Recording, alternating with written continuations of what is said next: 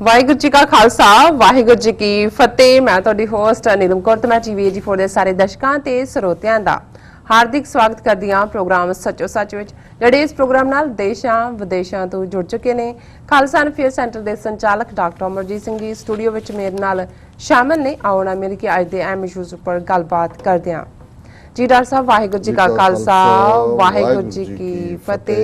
जी doctor साहब जी आनू programme सचो सच विच बहुत शुक्रिया जी। डॉक्टर साहब अज 5 अगस्त 2019 21 सावन नानकशाही संमत 551 ਦਾ ਦਿਨ ਹੈ ਤੇ ਡਾਕਟਰ ਸਾਹਿਬ ਪ੍ਰੋਗਰਾਮ ਸ਼ੁਰੂ ਕਰਨ ਤੋਂ ਪਹਿਲਾਂ ਅਸੀਂ ਦਰਸ਼ਕਾਂ ਤੇ ਸਰੋਤਿਆਂ ਨੂੰ ਹਮੇਸ਼ਾ ਤਰ੍ਹਾਂ ਦੱਸੀਏ ਵਿਊਅਰਸ, ਜੇ ਤੁਸੀਂ ਹੱਕ ਸੱਚ ਇਨਸਾਫ ਤੇ ਪੈਰਾ ਦਿੰਦਾ ਇੱਕੋ ਇੱਕ ਚੈਨਲ TV84 ਨੂੰ ਦੇਖਣਾ ਚਾਹੁੰਦੇ ਹੋ ਤਾਂ ਤੁਸੀਂ ਦੇਖ ਸਕਦੇ ਹੋ ਸਪੈਕਟਰਮ ਕੇਬਲ, ਆਰਸਨ cable, Bell Fibe Canada, roku, Jadoo box, ਸ਼ਾਵਾ, Facebook, TV84 ਦੀ ਐਪ ਰਾਹੀਂ online streaming and IP box ਦੇ ਤੁਸੀਂ TV84 ਨੂੰ ਦੇਖ ਸਕਦੇ ਹੋ।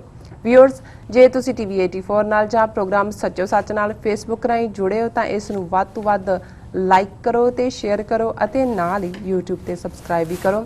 ਇਹ ਵੀ ਦੱਸ ਦਈਏ ਕਿ ਤੁਸੀਂ TV84 ਦੀ ਐਪ ਨੂੰ ਐਂਡਰੋਇਡ ਐਂਡ ਐਪ ਸਟੋਰ ਤੇ ਡਾਊਨਲੋਡ ਕਰਕੇ TV84 ਦੀ ਜੋ ਲਾਈਵ ਸਟ੍ਰੀਮ ਹੈ ਉਸ ਨੂੰ ਤੁਸੀਂ 24 ਆਵਰਸ ਦੇਖ ਸਕਦੇ ਹੋ।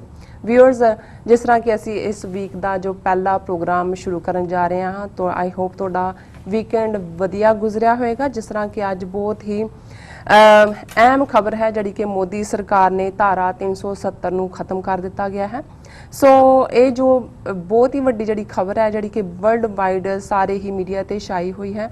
ਸੋ ਅਸੀਂ ਡਾਕਟਰ ਸਾਹਿਬ ਕੋਲ ਉਹਨਾਂ ਦੇ ਵਿਚਾਰ ਪੁੱਛਾਂਗੇ ਕਿ ਕਿਸ ਤਰ੍ਹਾਂ ਕਿ ਕਸ਼ਮੀਰ ਨੂੰ ਇਸ ਧਾਰਾ ਦੇ ਤਹਿਤ ਕਸ਼ਮੀਰ ਨੂੰ 2 ਹਿੱਸਿਆਂ ਵਿੱਚ ਵੰਡ ਦਿੱਤਾ ਗਿਆ ਹੈ ਔਰ ਉਹਨਾਂ ਉੱਪਰ ਲਗਾਤਾਰ ਤਸ਼ੱਦਦ ਕੀਤੀ ਜਾ ਰਹੀ ਹੈ ਭਾਰਤੀ ਆਰਮੀ ਵੱਲੋਂ।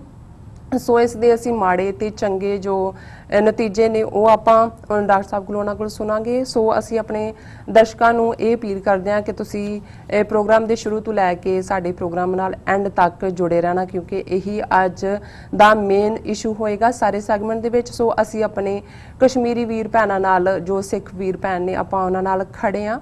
ਸੋ ਅਸੀਂ ਉਹਨਾਂ ਦੇ ਨਾਲ ਖੜੇ ਹਾਂ। ਔਰ ਸੋ ਜਿਸ ਤਰ੍ਹਾਂ ਕਿ ਪੂਰੇ ਵਰਲਡ ਵਿੱਚ ਇਸ ਜੋ ਧਾਰਾ 370 ਖਿਲਾਫ ਜੋ ਮੁਜ਼ਾਹਰੇ ਹੋ ਰਹੇ ਨੇ, ਜੋ ਅਸੀਂ ਕਹਿ ਲਈਏ ਕਿ ਪ੍ਰੋਟੈਸਟ ਹੋ ਰਹੇ ਨੇ, ਸੋ ਅਸੀਂ ਇਸ ਜੋ ਮੋਦੀ ਸਰਕਾਰ ਦਾ ਜੋ ਇਹ ਫੈਸਲਾ ਆਇਆ ਹੈ ਸੋ ਇਸ ਦੀ ਆਪਾਂ ਨਿਖੇਧੀ ਕਰਦੇ ਹਾਂ। ਸੋ ਡਾਕਟਰ ਸਾਹਿਬ ਮੇਰੇ ਨਾਲ ਮੌਜੂਦ ਨੇ। ਅਸੀਂ ਇਸ ਡਾਕਟਰ ਸਾਹਿਬ ਕੋਲੋਂ ਉਹਨਾਂ ਤੋਂ ਇਸ ਇਸ਼ੂ ਬਾਰੇ ਉਹਨਾਂ ਦੇ ਵਿਚਾਰ ਸੁਣਦੇ ਹਾਂ। ਸੋ ਤੁਸੀਂ ਸਾਡੇ ਨਾਲ ਇਸੇ ਤਰ੍ਹਾਂ ਹੀ ਜੁੜੇ ਰਹਿਣਾ। ਦੇਖਣ ਸੁਣਨ ਲਈ ਤੁਹਾਡਾ ਸਭ ਦਾ ਬਹੁਤ ਬਹੁਤ ਸ਼ੁਕਰੀਆ ਜੀ। ਡਾਕਟਰ ਸਾਹਿਬ ਕੀ ਕਹਿਣਾ ਚਾਹੋਗੇ? ਦੇਖੋ, ਇਸ 'ਚ ਕੋਈ ਸ਼ੱਕ ਨਹੀਂ ਹੈ ਕਿ ਇਨਸਾਨੀ ਇਤਿਹਾਸ ਦੇ ਵਿੱਚ ਬੜੇ ਬੜੇ ਜ਼ਾਲਮ ਵੀ ਹੋਏ ਨੇ, ਬਿਲਕੁਲ, ਔਰ ਬੜੇ ਬੜੇ ਮੂਰਖ ਵੀ ਹੋਏ ਨੇ ਜੀ। ਔਰ ਇਸ 'ਚ ਕੋਈ ਸ਼ੱਕ ਨਹੀਂ ਕਿ ਜਦੋਂ ਮੂਰਖ ਜ਼ਾਲਮ ਬਣ ਜਾਂਦਾ ਹੈ, ਜਦੋਂ ਕੋਈ ਵੇਲੇ ਦਾ ਹਾਕਮ ਜਿਹੜਾ ਮੂਰਖ ਹੋਏ ਉਸ ਦੇ ਹੱਥ 'ਚ ਸੱਤਾ ਆਉਂਦੀ ਹੈ ਤੇ ਜਦੋਂ ਉਹ ਜ਼ੁਲਮ ਕਰਦਾ ਹੈ ਤੇ ਫਿਰ ਉਹ ਅੰਨਾ ਜ਼ੁਲਮ ਹੁੰਦਾ ਹੈ, ਕਿਉਂਕਿ ਜਿਹੜਾ ਸਿਆਣਾ ਹੈ ਉਸ ਨੂੰ ਪਤਾ ਹੁੰਦਾ ਹੈ ਕਿ ਉਸਨੇ ਕਿੱਥੇ ਕੀ ਕਰਨਾ ਹੈ, ਪਰ ਮੂਰਖ ਜਿਹੜਾ ਹੈ ਉਹ ਫਿਰ ਅੰਨੇ ਜ਼ੁਲਮ ਦੇ ਉੱਤੇ ਉਤਾਰੂ ਹੁੰਦਾ ਹੈ। ਔਰ ਇਹ ਕੋਈ ਵੀ ਐਸੇ ਮੂਰਖ ਜ਼ਾਲਮ ਦਾ ਫੈਸਲਾ ਕਿਵੇਂ ਫਿਰ ਆਉਣ ਵਾਲੇ ਦਹਾਕਿਆਂ ਜਾਂ ਦਹਾਈਆਂ 'ਚ ਹੀ ਨਹੀਂ, ਸਦੀਆਂ ਤੱਕ ਉਸ ਖਿੱਤੇ ਦੇ ਅਮਨ ਨੂੰ ਪ੍ਰਭਾਵਿਤ ਕਰਦਾ ਹੈ, ਕਿਵੇਂ ਖੂਨ ਖਰਾਬੇ ਦਾ ਜਿਹੜਾ ਉਹ ਫਲੱਡ ਗੇਟ ਖੁੱਲ੍ਹ ਜਾਂਦੇ ਨੇ ਔਰ ਉਹਨਾਂ 'ਚੋਂ ਕਿਵੇਂ ਖੂਨ ਦੀਆਂ ਨਦੀਆਂ ਵਹਿੰਦੀਆਂ ਨੇ। ਅਸੀਂ ਜੇ 20ਵੀਂ ਸਦੀ ਦੇ ਵਿੱਚ ਹੀ ਦੇਖੀਏ ਕਿ ਜਿਸ ਕਿਸਮ ਦੇ ਫੈਸਲੇ ਉਸ ਵੇਲੇ ਆਪੋ ਆਪਣੇ ਪ੍ਰਭਾਵ ਥੱਲੇ, ਆਪੋ ਆਪਣੇ ਹਿੱਤਾਂ ਦੇ ਲਈ ਹਕੂਮਤਾਂ ਨੇ ਲਏ, ਇੰਟਰਨੈਸ਼ਨਲ ਕਮਿਊਨਿਟੀ ਨੂੰ ਉਸ ਦੇ ਲਈ ਜਿਹੜਾ ਹੈ ਉਹ ਮਜਬੂਰ ਕੀਤਾ ਗਿਆ, ਜਿਨ੍ਹਾਂ 'ਚੋਂ ਸਾਡੇ ਸਾਹਮਣੇ ਇੱਕ ਫਲਸਤੀਨ ਦਾ ਮੁੱਦਾ ਹੈ ਕਿ ਬੇਸ਼ੱਕ UN ਰੈਜ਼ੋਲੂਸ਼ਨ ਦੇ ਥੱਲੇ 1948 'ਚ ਮਿਡਲ ਈਸਟ ਜਿਹੜਾ ਕਿ ਫਲਸਤੀਨ ਜਿਹੜਾ ਅੰਗਰੇਜ਼ਾਂ ਦੇ ਥੱਲੇ ਸੀ, ਇਜ਼ਰਾਈਲ ਔਰ ਫਲਸਤੀਨ ਦੇ ਵਿੱਚ ਵੰਡਿਆ ਗਿਆ, ਪਰ ਜਸਟਿਸ ਨਾ ਮਿਲਣਾ ਔਰ ਫਲਸਤੀਨੀਆਂ ਦੇ ਉੱਤੇ ਲਗਾਤਾਰ ਹੁੰਦੇ ਜ਼ੁਲਮਾਂ ਦੀ ਬਦੌਲਤ ਅੱਜ ਅਸੀਂ ਦੇਖਦੇ ਹਾਂ ਕਿ 70 ਸਾਲ ਤੋਂ ਜ਼ਿਆਦਾ ਬੀਤਣ ਬਾਅਦ ਵੀ ਉਹ ਵੈਸਟ ਬੈਂਕ ਬਣੇ, ਗਾਜ਼ਾ ਸਟ੍ਰਿਪ ਬਣੇ, ਜਾਂ ਉੱਥੇ ਲਗਾਤਾਰਤਾ ਦੇ ਨਾਲ ਖੂਨ ਖਰਾਬਾ, ਟਕਰਾਅ ਔਰ ਬਦਅਮਨੀ ਉਹ ਲਗਾਤਾਰਤਾ ਦੇ ਨਾਲ ਜਾਰੀ ਹੈ। ਇਸੇ ਤਰ੍ਹਾਂ ਅਸੀਂ ਜੇ ਜੰਮੂ ਕਸ਼ਮੀਰ ਦਾ ਮੁੱਦਾ ਜਿਹੜਾ ਕਿ ਅੱਜ ਸਿਰਫ ਸਾਊਥ ਏਸ਼ੀਆ 'ਚ ਨਹੀਂ, ਮੈਂ ਸਮਝਦਾ ਵੀ ਦੁਨੀਆ ਭਰ 'ਚ ਬੈਠੇ ਜਿਹੜੇ ਲੋਕ ਅਮਨ ਪਸੰਦ ਨੇ ਜਿਹੜੇ ਲੋਕ ਨਿਆਂ ਪਸੰਦ ਨੇ, ਇਨਸਾਫ ਪਸੰਦ ਨੇ ਜੀ, ਔਰ ਜਿਨ੍ਹਾਂ ਨੂੰ ਇਹ ਆਸ ਬੱਝੀ ਸੀ, ਖਾਸ ਤੌਰ ਤੇ ਪਿਛਲੇ ਦਿਨਾਂ 'ਚ ਜਦੋਂ ਇਮਰਾਨ ਖਾਨ ਅਮਰੀਕਾ ਦੇ ਦੌਰੇ ਤੇ ਆਏ 3 ਰੋਜ਼ਾ, ਔਰ ਪ੍ਰੈਜ਼ੀਡੈਂਟ ਟਰੰਪ ਨੇ ਮੋਦੀ ਦੇ ਹਵਾਲੇ ਨਾਲ ਕਿਹਾ ਕਿ ਇਹਨੇ ਮੈਨੂੰ 2 ਹਫ਼ਤੇ ਪਹਿਲਾਂ ਓਸਾਕਾ ਦੇ ਵਿੱਚ ਕਿਹਾ ਕਿ ਵੀ ਤੁਸੀਂ ਮੀਡੀਏਸ਼ਨ ਕਰੋ, ਆਰਬਿਟ੍ਰੇਸ਼ਨ ਕਰੋ ਜੰਮੂ ਕਸ਼ਮੀਰ ਮੁੱਦੇ ਤੇ ਤੇ ਇਹ ਜਿਹਨੂੰ ਕਈ ਵਾਰੀ ਜਿਹੜੀ ਬਿਲਕੁਲ ਹੋਪਿੰਗ ਅਗੇਂਸਟ ਹੋਪ ਵੀ ਇੱਕ ਇਨਸਾਨੀ ਫੌਲੀ ਹੈ ਬੇਸ਼ੱਕ, ਲੇਕਿਨ ਇੱਕ ਆਸ ਹੁੰਦੀ ਹੈ ਕਿ ਸ਼ਾਇਦ ਕੁਛ ਨਾ ਕੁਛ ਕਿਤੇ ਕਿਸੇ ਨੇ ਕੋਈ ਅਕਲ ਦੀ ਦਵਾਈ ਖਾਧੀ ਹੈ, ਲੱਗਦਾ ਹੈ ਕਿ ਭਾਈ ਉਹ ਖਿੱਤਾ ਬਲੀਡ ਹੋ ਰਿਹਾ ਹੈ ਪਿਛਲੇ 72 ਸਾਲ 'ਚ। ਜੇ ਇਸ ਦੇ ਲਈ ਦੋਸ਼ੀਆਂ ਦੀ ਲਿਸਟ ਜਿਹੜੇ ਨੇ, ਕਲਪਰੇਟ ਜਿਹੜੇ ਨੇ ਉਹ ਗਿਣਨੀ ਹੋਏ ਤਾਂ ਫਿਰ ਸਮਾਂ ਜ਼ਿਆਦਾ ਚਾਹੀਦਾ, ਮੈਂ ਇਸ ਨਹੀਂ ਪਾਵਾਂਗਾ। ਪਰ ਮੈਂ ਸਮਝਦਾ ਹਾਂ ਵੀ ਜੇ ਉਹ ਜੰਮੂ ਕਸ਼ਮੀਰ ਦਾ ਮੁੱਦਾ ਇਹ ਕਲੋਨੀਅਲ ਹਾਕਮਾਂ ਦੀ, ਬ੍ਰਿਟਿਸ਼ ਕਲੋਨੀਅਲ ਹਾਕਮਾਂ ਦੀ ਨੋਟੋਰੀਅਸ ਮਿਸਚੀਵੀਅਸ ਮੈਪ ਮੇਕਿੰਗ ਦਾ ਨਤੀਜਾ ਹੈ, ਉਹਨਾਂ ਦੀ ਅਨਫਿਨਿਸ਼ਡ ਬਿਜ਼ਨਸ, ਜਿਹਦੀ ਬਦੌਲਤ 47 ਦੀ ਪਾਰਟੀਸ਼ਨ ਵੀ ਜਿਵੇਂ ਕਾਲੀ ਕਾਲੀ ਆਪਣਾ ਇੱਕ ਵੀ ਉਹਨਾਂ ਨੇ ਜਿਹੜਾ ਗੋਰਾ ਨਹੀਂ ਮਰਵਾਇਆ, ਲੇਕਿਨ ਕਿਵੇਂ ਉਸ ਸਬ ਕੰਟੀਨੈਂਟ ਦੇ ਵਿੱਚ 1 ਮਿਲੀਅਨ ਤੋਂ ਜ਼ਿਆਦਾ ਲੋਕ ਮਾਰੇ ਜਾਂਦੇ ਨੇ ਔਰ ਕਿਵੇਂ ਬਰਬਾਦੀ ਹੁੰਦੀ ਹੈ, ਸਿੱਖ ਕੌਮ ਭਾਰਤ ਦੇ ਨਕਸ਼ੇ 'ਚ ਆ ਕੇ ਕੈਦ ਹੋ ਜਾਂਦੀ ਹੈ। ਔਰ ਇਧਰ ਜੰਮੂ ਕਸ਼ਮੀਰ ਦੇ ਲੋਕ, ਕਿਉਂਕਿ ਦੇਸੀ ਰਿਆਸਤਾਂ ਦਾ ਮੁੱਦਾ ਜਿਹੜਾ ਅਗੇਨ ਇੰਦਾ ਲਰਚ ਛੱਡਿਆ ਹੋਇਆ ਸੀ ਅੰਗਰੇਜ਼ਾਂ ਨੇ, ਔਰ ਕਿਵੇਂ ਇਹ ਜੰਮੂ ਕਸ਼ਮੀਰ ਦਾ ਮੁੱਦਾ ਉਸ ਵੇਲੇ ਦਾ ਰਾਜਾ ਹਰੀ ਸਿੰਘ ਉਸ ਦੇ ਉੱਤੇ ਦਬਾਅ ਬਣਾਇਆ ਜਾਂਦਾ ਹੈ, ਕਿਵੇਂ ਫੋਰਸਡ ਐਕਸੈਸ਼ਨ ਹੁੰਦੀ ਹੈ। ਪਰ ਇਹਦੇ ਬਾਵਜੂਦ ਫੋਰਸਡ ਐਕਸੈਸ਼ਨ ਦੇ ਲੋਕ ਖਲੋਂਦੇ ਨੇ। ਖੁਦ ਇੰਡੀਆ ਇਸ ਇਸ਼ੂ ਨੂੰ UN ਸਿਕਿਉਰਿਟੀ ਕੌਂਸਲ 'ਚ ਲੈ ਕੇ ਆਉਂਦਾ ਔਰ ਨਤੀਜੇ ਦੇ ਤੌਰ ਤੇ UN ਸਿਕਿਉਰਿਟੀ ਕੌਂਸਲ ਦਾ 48 ਦੇ ਰੈਜ਼ੋਲੂਸ਼ਨ ਫਾਈਨਲੀ ਜਿਹੜਾ ਹੈ ਉਹ ਇਸ ਗੱਲ ਦੀ ਵਜ਼ਾਹਤ ਕਰਦਾ ਹੈ ਕਿ ਦੋਨੋਂ ਪਾਸਿਆਂ ਦੇ ਕਸ਼ਮੀਰ 2/3 ਭਾਰਤ ਦੇ ਕਬਜ਼ੇ 'ਚ ਸੀ ਜਦੋਂ ਤੱਕ ਸੀਜ਼ਫਾਇਰ ਹੋਇਆ, 1/3 ਲਗਭਗ ਪਾਕਿਸਤਾਨ ਦੇ ਕੋਲ ਸੀ, ਕਿ ਇਹਨਾਂ ਨੂੰ ਜਿਹੜਾ ਇੱਥੇ ਰਾਏਸ਼ੁਮਾਰੀ ਕਰਵਾਈ ਜਾਏ ਔਰ ਲੋਕ ਫੈਸਲਾ ਕਰਨ ਕਿ ਉਹਨਾਂ ਨੇ ਭਾਰਤ ਔਰ ਪਾਕਿਸਤਾਨ 'ਚੋਂ ਕਿਹਦੇ ਨਾਲ ਜਾਣਾ। ਹੁਣ ਜਿੱਥੇ ਅਸੀਂ ਇਸ ਸਾਰੇ ਮੁੱਦੇ ਦੇ ਉੱਤੇ ਉਸ ਮੈਪ ਮੇਕਿੰਗ ਔਰ ਬ੍ਰਿਟਿਸ਼ ਅਨਫਿਨਿਸ਼ਡ ਬਿਜ਼ਨਸ ਦੀ ਗੱਲ ਕਰਦੇ ਹਾਂ, ਉੱਥੇ ਅੱਜ ਜਦੋਂ ਇਸ ਖਬਰ ਦਾ ਅਸੀਂ ਜਿਹੜਾ ਉਹਨੂੰ ਐਨਾਲਾਈਜ਼ ਕਰ ਰਹੇ ਹਾਂ ਔਰ ਖਾਸ ਤੌਰ ਤੇ ਜਿਹੜਾ ਫੈਸਲਾ ਭਾਰਤੀ ਹਾਕਮਾਂ ਨੇ ਤੁਗਲਕੀ ਫੈਸਲਾ ਲਿਆ ਉਸ ਦੀ ਅਸੀਂ ਗੱਲ ਕਰਾਂਗੇ। ਸੋ ਜ਼ਾਹਰ ਹੈ ਕਿ ਉਸ ਕਟਹਿਰੇ ਦੇ ਵਿੱਚ ਕ੍ਰਿਮੀਨਲਸ ਦੇ ਇੰਟਰਨੈਸ਼ਨਲ ਇੰਸਟੀਟਿਊਸ਼ਨਸ, ਖਾਸ ਤੌਰ ਤੇ ਯੂਨਾਈਟਿਡ ਨੇਸ਼ਨ ਸਿਕਿਉਰਿਟੀ ਕੌਂਸਲ ਵੀ ਖੜੀ ਹੈ ਕਿ ਇਹਦੇ ਬਾਵਜੂਦ ਕਿ ਲਗਭਗ 72 ਸਾਲ ਪਹਿਲਾਂ ਇਹ ਰੈਜ਼ੋਲੂਸ਼ਨ ਕੀਤਾ ਜਾਂਦਾ ਹੈ ਪਲੇਬਿਸਾਈਟ ਦਾ, ਔਰ ਇਸ ਤੋਂ ਬਾਅਦ following 15-16 resolution time to time ਹੁੰਦੇ ਨੇ, ਇਹਦੇ ਬਾਵਜੂਦ ਕਿ 3 ਵਾਰ ਇਸ ਮੁੱਦੇ ਦੇ ਉੱਤੇ ਜੰਗ ਵੀ ਭਾਰਤ ਔਰ ਪਾਕਿਸਤਾਨ 'ਚ ਹੁੰਦੀ ਹੈ, ਲੇਕਿਨ ਇਹ ਫੇਲਿਅਰ ਹੈ, ਇੱਕ ਵੱਡਾ ਕਲੈਪਸ ਹੈ ਇਸ UN ਦੇ ਇੰਸਟੀਟਿਊਸ਼ਨ ਦਾ ਕਿ ਇਸ ਨੇ ਵੀ ਉੱਥੇ ਆਪਣੇ ਮਤੇ ਨੂੰ ਇੰਪਲੀਮੈਂਟ ਨਹੀਂ ਕੀਤਾ, ਕਿਸੇ ਲੈਵਲ ਤੇ ਵੀ ਜਾ ਕੇ ਇਹਨੂੰ ਹੱਲ ਕਰਨ ਦੀ ਕੋਸ਼ਿਸ਼ ਨਹੀਂ ਕੀਤੀ। ਹਾਲਾਂਕਿ ਇਹ UN ਦੀ ਜੁਰਿਸਡਿਕਸ਼ਨ ਬਣ ਜਾਂਦੀ ਸੀ, ਰਿਸਪੌਂਸਿਬਿਲਟੀ ਬਣ ਜਾਂਦੀ ਸੀ ਕਿ ਇਸ ਨੂੰ ਕਿਸੇ ਕੰਢੇ ਲਾਣ। ਤੀਸਰਾ ਮੈਂ ਸਮਝਦਾ ਹਾਂ ਵੀ ਅਮਰੀਕਾ ਜਿਹੜਾ UN ਨੂੰ ਵੱਡੀ ਫੰਡਿੰਗ ਵੀ ਦਿੰਦਾ ਹੈ ਔਰ ਮੁੱਖ ਤੌਰ ਦੇ ਉੱਤੇ ਦੁਨੀਆ ਦੇ ਵਿੱਚ ਖੜਪੈਂਚ ਵੀ ਬਣਿਆ ਹੋਇਆ ਹਰ ਪਾਸੇ ਕਿ ਉਹਨਾਂ ਨੇ ਦੁਨੀਆ ਦਾ ਪੁਲਿਸਮੈਨ ਬਣਨਾ। ਅਮਰੀਕਾ ਨੇ ਵੀ ਇਹ ਠੀਕ ਹੈ ਕਿ ਇੱਕ ਸਟੇਜ ਸੀ ਜਦੋਂ ਕਿ ਵੀਟੋ ਦੇ ਥੱਲੇ ਸੋਵੀਅਤ ਯੂਨੀਅਨ ਦੇ ਬਲਾਕ 'ਚ ਇੰਡੀਆ ਸੀ, ਕੋਈ ਗੱਲ ਨਹੀਂ ਸੀ ਤੁਰਦੀ, ਲੇਕਿਨ 1999 'ਚ ਸੋਵੀਅਤ ਯੂਨੀਅਨ ਦੇ ਕਲੈਪਸ ਤੋਂ ਬਾਅਦ ਹੁਣ ਅਸੀਂ 2019 ਦੀ ਗੱਲ ਕਰ ਰਹੇ ਹਾਂ, ਲਗਭਗ 30 ਸਾਲ ਦੇ ਪੀਰੀਅਡ ਦੇ ਵਿੱਚ ਜਦੋਂ ਕਿ ਅਮਰੀਕਾ ਦੇ ਕੋਲ ਇਹ ਮੌਕਾ ਸੀ ਕਿ ਉਹ ਦੋਨਾਂ ਧਿਰਾਂ ਦੇ ਉੱਤੇ ਪ੍ਰਵੇਲ ਕਰਕੇ ਭਾਰਤ ਔਰ ਪਾਕਿਸਤਾਨ ਦੇ ਉੱਤੇ ਪਲੇਬਿਸਾਈਟ ਦੀ ਗੱਲ ਨੂੰ ਜਾਂ ਕਿਸੇ ਵੀ ਫਾਈਨਲ ਰੈਜ਼ੋਲੂਸ਼ਨ ਦੇ ਵੱਲ ਗੱਲ ਨੂੰ ਤੋੜ ਦੇ, ਲੇਕਿਨ ਇਸ ਦੀ ਵੀ ਫੇਲਿਅਰ ਹੈ। ਦੂਸਰੇ ਪਾਸੇ ਮੈਂ ਸਮਝਦਾ ਹਾਂ ਵੀ ਜਿੱਥੇ ਪਿਛਲੇ 24 ਘੰਟੇ 'ਚ ਜਿੰਨਾ ਦਰਦ ਔਰ ਪੀੜ, ਮੈਂ ਕੈਲੀਫੋਰਨੀਆ ਤੋਂ ਅੱਜ ਹੀ ਆਇਆ ਵੀਕਐਂਡ, ਫਰੀਮਾਉਂਟ ਕੈਲੀਫੋਰਨੀਆ 'ਚ, ਔਰ ਸੈਟਰਡੇ ਸੰਡੇ ਮਿਲਪੀਟਸ ਸਮਾਗਮ ਸਨ, ਰਾਤ ਸੌ ਨਹੀਂ ਸਕਿਆ, ਬੇਸ਼ੱਕ ਸਵੇਰੇ ਮੇਰੀ ਫਲਾਈਟ ਵੀ ਅਰਲੀ ਸੀ, ਮੈਂ 5 ਵਜੇ 에ਅਰਪੋਰਟ ਤੇ ਆਣਾ ਸੀ, ਹਰ ਘੰਟੇ ਬਾਅਦ ਦੇਖਣ ਦਾ ਸੀ ਕਿ ਵੀ ਕੀ ਹੋਇਆ, ਕਿਉਂਕਿ ਜ਼ਾਹਰ ਹੈ ਅਸੀਂ ਫਰਾਈਡੇ ਦਾ ਜਿਹੜਾ ਪ੍ਰੋਗਰਾਮ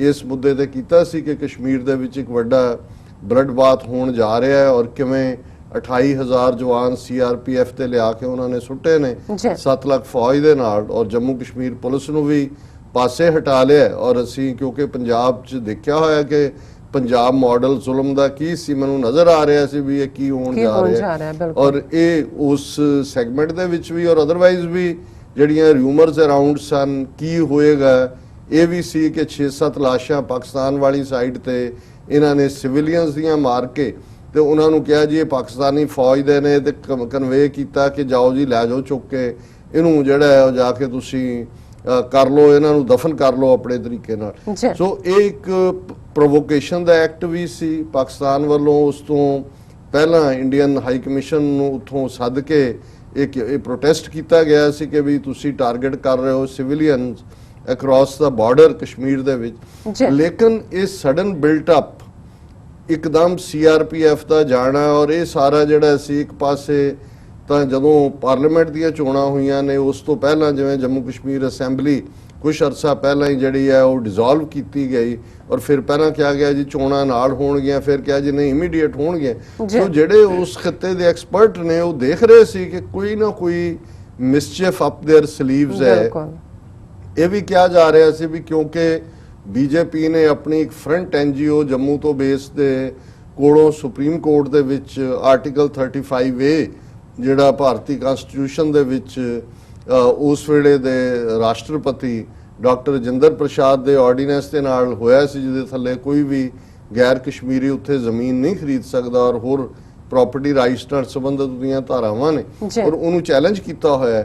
ਕਈਆਂ ਦਾ ਇਹ ਖਿਆਲ ਸੀ ਵੀ ਕਿਉਂਕਿ ਫੈਸਲਾ 35A ਦੇ ਉੱਤੇ ਸੁਪਰੀਮ ਕੋਰਟ ਨੇ ਦੇਣਾ ਹੈ, ਹੋ ਸਕਦਾ ਗਵਰਨਮੈਂਟ ਨੂੰ ਇਸ ਗੱਲ ਦੀ ਇਰਕਿੰਗ ਹੋਏ ਕਿ ਫੈਸਲਾ ਜਿਹੜਾ ਹੈ ਉਹ 35A ਨੂੰ ਉਡਾਉਣ ਦਾ ਹੋਏਗਾ ਔਰ ਕਸ਼ਮੀਰੀ ਪ੍ਰੋਟੈਸਟ ਕਰਨਗੇ ਤਾਂ ਉਹਨਾਂ ਪ੍ਰੋਟੈਸਟ ਨੂੰ ਕੁਐਲ ਕਰਨ ਲਈ ਹੈ। ਪਰ ਮੈਂ ਸਮਝਦਾ ਵੀ ਈਵਨ ਜਿਹੜੇ BJP ਜਾਂ RSS ਦੇ ਵਰਸਟ ਇਰਾਦਿਆਂ ਜਾਂ ਨੀਤੀਆਂ ਤੋਂ ਵੀ ਵਾਕਿਫ ਨੇ, ਉਹਨਾਂ ਨੂੰ ਵੀ ਇਸ ਗੱਲ ਦੀ ਕੋਈ ਇਰਕਿੰਗ ਨਹੀਂ ਸੀ ਕਿ ਇਹ ਹਕੂਮਤ ਇਸ ਹੱਦ ਤੱਕ ਜਾ ਕੇ ਇੰਟਰਨੈਸ਼ਨਲ ਕਮਿਊਨਿਟੀ ਦੇ ਮੂੰਹ ਦੇ ਉੱਤੇ ਜਿਹੜਾ ਹੈ ਉਹ ਉਸ ਨੂੰ ਚੜਾਏਗੀ, ਮੂੰਹ ਨੂੰ ਪਾਕਿਸਤਾਨ ਨੂੰ ਟਰੈਸ਼ ਕਰੇਗੀ। ਆਪਣੇ ਹੀ ਮੁਲਕ ਦੇ ਇੱਕੋ ਇੱਕ ਸੂਬਾ ਜਿਹੜਾ ਕਿ ਮੁਸਲਮਾਨ ਮੈਜੋਰਿਟੀ ਔਰ ਜਿਹੜੇ ਇਸ ਐਸ਼ੋਰੈਂਸ ਦੇ ਉੱਤੇ ਜਦੋਂ ਕਿ ਜੰਮੂ ਕਸ਼ਮੀਰ ਦੇ ਉਸ ਵੇਲੇ ਦੇ ਹੁਣੇ ਆਪ ਹੀ ਕਹਿ ਰਹੇ ਨੇ, ਸ਼ੇਖ ਅਬਦੁੱਲੇ ਦਾ ਮੁੰਡਾ ਫਾਰੂਕ ਅਬਦੁੱਲਾ ਵੀ ਕਹਿ ਰਿਹਾ, ਉਹਦਾ ਮੁੰਡਾ ਉਮਰ ਅਬਦੁੱਲਾ ਵੀ ਕਹਿ ਰਿਹਾ ਔਰ ਜਿਵੇਂ ਮੁਫਤੀ ਮਹਿਬੂਬਾ ਨੇ ਉਹਦੀ ਮੁਫਤੀ ਮਹਿਮੂਦ ਦੀ ਡਾਟਰ ਜਿਹੜੀ ਹੈ ਮਹਿਬੂਬਾ ਮੁਫਤੀ, ਉਹਨੇ ਅੱਜ ਇੰਟਰਵਿਊ ਵੀ BBC ਨੂੰ ਦਿੱਤਾ ਹੈ, ਹੋਰ ਵੀ ਬਿਆਨਬਾਜ਼ੀਆਂ ਜਿਨ੍ਹਾਂ ਦਾ ਅਸੀਂ ਜ਼ਿਕਰ ਕਰਾਂਗੇ ਕਿ ਜੀ ਅਸੀਂ ਉਸ ਵੇਲੇ ਟੂ ਨੇਸ਼ਨ ਥਿਊਰੀ ਨੂੰ ਨਕਾਰਿਆ। ਅਸੀਂ ਸਮਝਦੇ ਸੀ ਵੀ ਭਾਰਤ ਸੈਕੂਲਰ ਔਰ ਸਾਡੀ ਕਸ਼ਮੀਰੀਅਤ ਔਰ ਫਲਾਣੀ ਸਾਡੀ ਆਈਡੈਂਟੀਟੀ ਜੇ ਰਹੇ ਤੇ ਇੱਥੇ ਸਾਨੂੰ ਅੱਜ ਅਸੀਂ ਹਾਰ ਗਏ, ਅੱਜ ਸਾਨੂੰ ਲੱਗਦਾ ਵੀ ਸਾਡਾ ਇਹ ਗਲਤ ਫੈਸਲਾ ਸੀ। ਸੋ ਇਹ ਇੱਕ ਵੱਖਰੀ ਗੱਲ ਹੈ ਕਿ ਵੀ ਇਸ ਸਾਰੇ ਦੇ ਕੀ ਨਤੀਜੇ ਹੋਣਗੇ, ਇਹ ਤਾਂ ਹੁਣ ਜਿਵੇਂ ਜਿਵੇਂ ਅਨਫੋਲਡ ਹੋਏਗਾ ਔਰ ਅਸੀਂ ਅੱਜ ਦੀ ਵਿਚਾਰ 'ਚ ਵੀ ਇਹ ਦੱਸਾਂਗੇ ਕਿ ਲੇਕਿਨ ਇਸ ਦੇ ਵਿੱਚ ਕੋਈ ਸ਼ੱਕ ਨਹੀਂ ਹੈ ਕਿ ਭਾਰਤੀ ਹਾਕਮਾਂ ਨੇ ਜਿਸ ਅੰਦਾਜ਼ ਦੇ ਵਿੱਚ ਜਿਵੇਂ ਆਪਣੀ ਕਨਸਟੀਟਿਊਸ਼ਨ ਦੀਆਂ ਧੱਜੀਆਂ ਉਡਾਈਆਂ ਨੇ, 35A ਤਾਂ ਪਾਸੇ ਰਹਿ ਗਿਆ, 35A ਤਾਂ ਇੱਕ ਕੋਰੋਲਰੀ ਸੀ ਆਰਟੀਕਲ 370 ਨੂੰ, ਕਿਉਂਕਿ ਆਰਟੀਕਲ 370 ਜਿਹੜਾ ਹੈ ਉਹ ਜੰਮੂ ਕਸ਼ਮੀਰ ਨੂੰ ਇੱਕ ਵਿਸ਼ੇਸ਼ ਸੂਬੇ ਦਾ ਰੁਤਬਾ ਦਿੰਦਾ ਸੀ। ਕੋਈ ਵੀ ਭਾਰਤੀ ਕਾਨੂੰਨ ਆਟੋਮੈਟਿਕਲੀ ਜੰਮੂ ਕਸ਼ਮੀਰ 'ਚ ਲਾਗੂ ਨਹੀਂ ਸੀ ਹੁੰਦਾ ਜਦੋਂ ਤੱਕ ਕਿ ਜੰਮੂ ਕਸ਼ਮੀਰ ਦੀ ਅਸੈਂਬਲੀ ਉਹਨੂੰ ਪਾਸ ਨਾ ਕਰੇ। ਉਹ ਜੰਮੂ ਕਸ਼ਮੀਰ ਨੂੰ ਆਪਣਾ ਝੰਡਾ ਦਿੰਦਾ ਸੀ, ਉਸ ਦੇ ਨਾਲ ਉਸ ਦੇ ਸਪੈਸ਼ਲ ਹਕੂਕ ਔਰ ਮੁੱਢਲੇ ਤੌਰ ਤੇ ਈਵਨ ਜਿਹੜਾ ਜੰਮੂ ਕਸ਼ਮੀਰ ਦਾ ਹੈਡ ਆਫ ਦਾ ਸਟੇਟ ਸੀ ਉਹਨੂੰ ਵੀ ਜਿਹੜਾ ਸਦਰੇ ਰਿਆਸਤ ਕਿਹਾ ਜਾਂਦਾ ਸੀ, ਪ੍ਰਧਾਨ ਮੰਤਰੀ ਕਿਹਾ ਜਾਂਦਾ ਸੀ ਔਰ ਉਸ ਦਾ ਉਹ ਵਿਸ਼ੇਸ਼ ਰੁਤਬਾ ਸੀ ਤਾਂ ਕਿ ਆਰਟੀਕਲ 370 ਦੇ ਥੱਲੇ ਜੰਮੂ ਕਸ਼ਮੀਰ ਦਾ ਜਿੱਥੇ ਕਿ ਕਸ਼ਮੀਰੀ ਤਹਿਜ਼ੀਬ ਦਾ ਇੱਕ ਆਪਣਾ ਮੁਕਾਮ ਹੈ ਉਸ ਦੀ ਜਿਹੜੀ ਹੈ ਉਹ ਅਲੱਦਾਪਨ ਵੀ ਕਾਇਮ ਰਹੇ। ਪਰ ਐਟ ਦਾ ਸੇਮ ਟਾਈਮ ਜਿਹੜਾ ਇੱਕ ਸਟੇਜ ਦੇ ਉੱਤੇ ਕੈਬਨਿਟ ਮਿਸ਼ਨ ਪਲਾਨ ਦਾ ਹਿੱਸਾ ਵੀ ਸੀ ਕਿ ਮੁੱਢਲੇ ਤੌਰ ਤੇ ਡਿਫੈਂਸ, ਫੋਰਨ ਅਫੇਅਰਸ ਔਰ ਦੂਸਰੇ ਜਿਹੜੇ ਨੇ ਉਹ ਸੈਂਟਰ ਦੇ ਕੋਲ ਹੋਣ। ਹਾਲਾਂਕਿ ਈਵਨ ਜੇ ਗੱਲ ਅਸੀਂ ਆਰਟੀਕਲ 370 ਨੂੰ ਜਿਵੇਂ ਜਿਹੜਾ ਇੱਕ ਡੰਮੀ ਪ੍ਰੈਜ਼ੀਡੈਂਟ ਇਹਨਾਂ ਨੇ ਉਹ ਕੋਵਿੰਦ ਲਿਆ ਕੇ ਬਿਠਾਇਆ ਸੀ, ਬਿਲਕੁਲ ਜਦੋਂ ਇਹਨੂੰ ਬਿਠਾ ਵੀ ਰਹੇ ਸੀ ਇੱਕ ਦਲਿਤ ਨੂੰ, ਤੇ ਮੈਨੂੰ ਇੱਕਦਮ ਇਹ ਖਿਆਲ ਆ ਰਿਹਾ ਸੀ ਕਿ ਵੀ ਜਦੋਂ ਇਹਨਾਂ ਨੇ ਗਿਆਨੀ ਜ਼ੈਲ ਸਿੰਘ ਨੂੰ ਜਿਹੜਾ ਹੋਮ ਮਿਨਿਸਟਰ ਤੋਂ ਪਹਿਲਾਂ ਇੰਦਰਾ ਗਾਂਧੀ ਉਹਨੂੰ ਪੰਜਾਬ ਤੋਂ ਸੈਂਟਰ ਚ ਲੈ ਗਈ, ਹੋਮ ਮਿਨਿਸਟਰ ਬਣਾਇਆ, ਫਿਰ all of a sudden president ਬਣਾ ਦਿੱਤਾ ਸੀ, ਰਾਸ਼ਟਰਪਤੀ। ਤੇ ਉਦੋਂ ਵੀ ਸਿਆਣੇ ਸਿੱਖ ਇਹ ਕਹਿੰਦੇ ਸੀ, ਹਾਲਾਂ ਉਦੋਂ ਅਕਾਲੀਆਂ ਨੇ ਵੀ ਉਹਨੂੰ ਵੋਟ ਪਾਈ ਆਊਟ ਆਫ ਦਾ ਵੇ ਜਾ ਕੇ, ਜੀ ਪਹਿਲਾ ਸਿੱਖ ਲੱਗਾ ਰਾਸ਼ਟਰਪਤੀ ਬਣ, ਪ੍ਰੈਜ਼ੀਡੈਂਟ ਬਣ। ਪਰ ਇਹ ਸਿਆਣੇ ਕਹਿੰਦੇ ਸੀ ਕਿ ਇਹਦੇ ਪਿੱਛੇ ਕੁਝ ਹੈ, ਇਹ ਐਵੇਂ ਨਹੀਂ ਬਣਾ ਰਹੇ। ਔਰ ਜਦੋਂ ਜੂਨ 84 ਦਾ ਭਾਰਤੀ ਫੌਜੀ ਹਮਲਾ ਹੋਇਆ ਉਸੇ ਹੀ ਜ਼ੈਲ ਸਿੰਘ ਦੇ ਥੱਲੇ, ਤੇ ਫਿਰ ਸਮਝ ਆਈ ਬਹੁਤਿਆਂ ਨੂੰ ਕਿ ਵੀ ਇਹ ਜਿਹੜਾ ਡੰਮੀ ਪ੍ਰੈਜ਼ੀਡੈਂਟ ਲਿਆ ਕੇ ਖੜਾ ਕੀਤਾ ਸੀ ਇੱਕ ਪੱਗ ਵਾਲਾ, ਇਸ ਤੋਂ ਇਹਨਾਂ ਨੇ ਕੀ ਕਰਵਾਉਣਾ ਸੀ। ਜ਼ਾਹਰ ਹੈ ਕਿ ਜਦੋਂ ਇਸ ਰਾਮ ਕੋਵਿੰਦ ਨੂੰ ਜਿਹੜਾ ਬਣਾਇਆ ਗਿਆ ਰਾਸ਼ਟਰਪਤੀ, ਬਿਲਕੁਲ ਡੰਮੀ ਨਲਾਇਕ ਜਿਹਾ ਬੰਦਾ। ਔਰ ਹੁਣ ਜਿਵੇਂ ਭਾਰਤ ਦੇ ਅਪਰ ਹਾਊਸ ਵਿੱਚ, ਰਾਜ ਸਭਾ ਦੇ ਵਿੱਚ ਪਹਿਲਾਂ ਤਾਂ ਪ੍ਰੈਜ਼ੀਡੈਂਟ ਦਾ ਆਰਡੀਨੈਂਸ ਆਂਦਾ ਹੈ, ਫਿਰ ਉਹਦੇ ਨਾਲ ਰਿਲੇਟਡ ਜਿਹੜਾ ਇੱਕ ਲੈਜਿਸਲੇਟਿਵ ਬਿੱਲ ਪੇਸ਼ ਕੀਤਾ ਜਾਂਦਾ ਹੈ, ਜਿਹਦੇ ਚ ਕਿ ਆਰਟੀਕਲ 370 ਨੂੰ ਖਤਮ ਕਰਨ ਦਾ ਮੁਕੰਮਲ ਤੌਰ ਦੇ ਉੱਤੇ।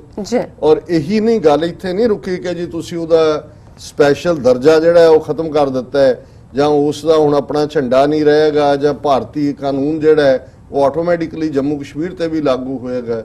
ਇਸ ਤੋਂ ਵੀ ਵੱਡਾ ਜਿਹੜਾ ਗੁਨਾਹ ਕਰਦੇ ਆ ਉਹਨਾਂ ਨੇ, ਕਿਉਂਕਿ ਅਸੀਂ ਜਿਵੇਂ ਅੱਗੇ ਵੀ ਜ਼ਿਕਰ ਕੀਤਾ ਸੀ ਕਿ ਜੰਮੂ ਕਸ਼ਮੀਰ ਦੇ ਜੇ ਅਸੀਂ 2011 ਦੀ ਸੈਂਸਸ ਮਰਦਮਸ਼ੁਮਾਰੀ ਦੇਖੀਏ ਤੇ 22 ਜ਼ਿਲ੍ਹੇ ਨੇ ਕੁੱਲ ਜੰਮੂ ਕਸ਼ਮੀਰ ਦੇ ਵਿੱਚ, ਜਿਨ੍ਹਾਂ ਦੇ ਵਿੱਚ ਸਿਰਫ 5 ਜ਼ਿਲ੍ਹੇ ਜਿਹੜੇ ਨੇ ਉਹ ਹਿੰਦੂ ਮੈਜੋਰਿਟੀ ਨੇ, ਜਿਨ੍ਹਾਂ ਦੇ ਵਿੱਚ ਜੰਮੂ ਹੈ, ਉਦਮਪੁਰ ਹੈ, ਕਠੂਆ ਹੈ, ਸਾਂਬਾ ਹੈ, ਇੱਕ ਅੱਧਾ ਹੋਰ ਹੈ, ਔਰ ਰਜੌਰੀ ਹੈ, ਨਹੀਂ ਰਜੌਰੀ ਨਹੀਂ ਹੈ, ਔਰ ਬਾਕੀ ਇੱਕ ਜ਼ਿਲ੍ਹਾ ਬੁੱਧਿਸਟ ਮੈਜੋਰਿਟੀ ਹੈ, ਲੇਹ ਲਦਾਖ ਜਿਹਨੂੰ ਕਿਹਾ ਜਾਂਦਾ ਲੇਹ ਦਾ ਸ਼ਾਇਦ, ਔਰ ਬਾਕੀ ਜਿਹੜੇ ਨੇ ਤੁਸੀਂ 6 ਕੱਢ ਦਿਓ ਤੇ 16 ਜ਼ਿਲ੍ਹੇ ਮੁਸਲਮਾਨ ਮੈਜੋਰਿਟੀ ਨੇ। ਕਲੋਜ਼ ਟੂ ਜਿਹੜਾ 70% ਆਬਾਦੀ ਜੰਮੂ ਕਸ਼ਮੀਰ ਦੇ ਵਿੱਚ ਮੁਸਲਮਾਨਾਂ ਦੀ ਮੈਜੋਰਿਟੀ ਦੀ ਹੈ, ਕਿਉਂਕਿ ਪਹਿਲਾਂ ਇਹ ਰਿਹਾ ਭਰਮ ਜੀ ਸਿਰਫ ਕਸ਼ਮੀਰ ਵਾਦੀ 96-97% ਨੇ, ਜੰਮੂ ਰੀਜਨ ਹਿੰਦੂ ਮੈਜੋਰਿਟੀ ਹੈ, ਔਰ ਲਦਾਖ ਜਿਹੜਾ ਬੁੱਧਿਸਟ, ਇਹ ਗਲਤ ਗੱਲ ਹੈ।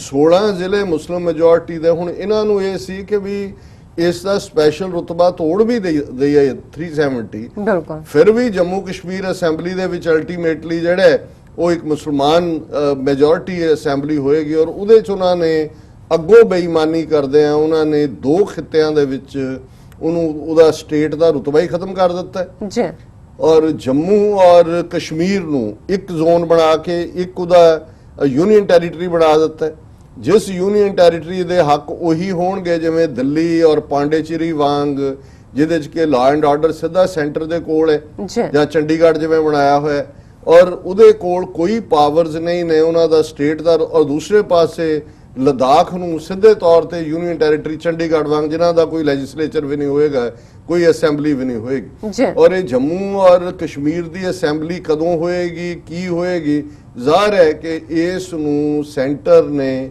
ਸਿੱਧੇ ਤੌਰ ਤੇ, ਵੈਸੇ ਤਾਂ ਪਹਿਲਾਂ ਵੀ 7 ਲੱਖ ਫੌਜ ਰੱਖ ਕੇ ਉੱਥੇ ਜੋ ਕੁਝ ਜ਼ੁਲਮ ਇਹ ਕਰ ਰਹੇ ਨੇ ਲਗਾਤਾਰਤਾ ਦੇ ਨਾਲ, ਉਹ ਸੈਂਟਰਲੀ ਗਵਰਨਡ ਹੀ ਸੀ, ਬਟ ਘੱਟੋ ਘੱਟ ਸਿੰਬੋਲਿਕਲੀ ਕਸ਼ਮੀਰ ਇੱਕ ਡਿਸਪਿਊਟਡ ਟੈਰੀਟਰੀ UN ਦੇ ਜਿਹੜਾ ਉਹ ਮੈਪ ਦੇ ਵਿੱਚ ਵੀ ਸੀ, ਉਹਨਾਂ ਦੇ ਰੈਜ਼ੋਲੂਸ਼ਨਸ ਦੇ ਵਿੱਚ ਵੀ ਸੀ। ਉਹਦੇ ਥੱਲੇ ਜਿਹੜਾ ਘੱਟੋ ਘੱਟ ਇਹ ਮੰਗ ਵੀ ਹੁੰਦੀ ਸੀ ਕਿ ਭਾਈ ਮਸਲੇ ਨੂੰ ਹੱਲ ਕਰੋ, ਜੇ ਟਰੰਪ ਆਰਬਿਟ੍ਰੇਸ਼ਨ ਨੂੰ ਤਿਆਰ ਹੈ ਇਹਦਾ ਮਤਲਬ ਇਸ਼ੂ ਐਗਜ਼ਿਸਟ ਕਰਦਾ ਸੀ। ਕਸ਼ਮੀਰ ਵਾਦੀ ਦੇ ਵਿੱਚ ਖਾਸ ਤੌਰ ਤੇ ਜਿਸ ਬਹਾਦਰੀ ਦੇ ਨਾਲ ਕਸ਼ਮੀਰੀ ਲੋਕਾਂ ਨੇ ਆਪਣੀ ਆਜ਼ਾਦੀ ਦੀ ਸਟਰਗਲ ਨੂੰ ਅੱਗੇ ਤੋਰਿਆ, ਉਹ ਆਪਣੇ ਆਪ ਦੇ ਵਿੱਚ ਇਸ ਗੱਲ ਦਾ ਸਬੂਤ ਸੀ ਕਿ ਵਾਦੀ ਦੇ ਲੋਕਾਂ ਨੂੰ, ਜੰਮੂ ਕਸ਼ਮੀਰ ਦੇ ਲੋਕਾਂ ਨੂੰ ਭਾਰਤੀ ਲੋਕ, ਭਾਰਤੀ ਸਟੇਟ ਤਾਕਤ ਨਾਲ ਆਪਣੇ ਕਬਜ਼ੇ 'ਚ ਨਹੀਂ ਰੱਖ ਸਕਦੀ। ਪਰ ਇਹਨਾਂ ਨੇ ਤਾਂ ਜੰਮੂ ਕਸ਼ਮੀਰ ਦਾ ਇਹੀ ਨਹੀਂ ਕਿ ਆਰਟੀਕਲ 370 ਤੋੜ ਕੇ ਸਪੈਸ਼ਲ ਸਟੇਟਸ ਕਨਸਟੀਟਿਊਸ਼ਨ ਖਤਮ ਕਰ ਦਿੱਤਾ ਹੈ, ਐਜ਼ ਏ ਸੂਬਾ ਹੀ ਉਹਨਾਂ ਦੀ ਹੋਂਦ ਖਤਮ ਕਰ ਦਿੱਤੀ।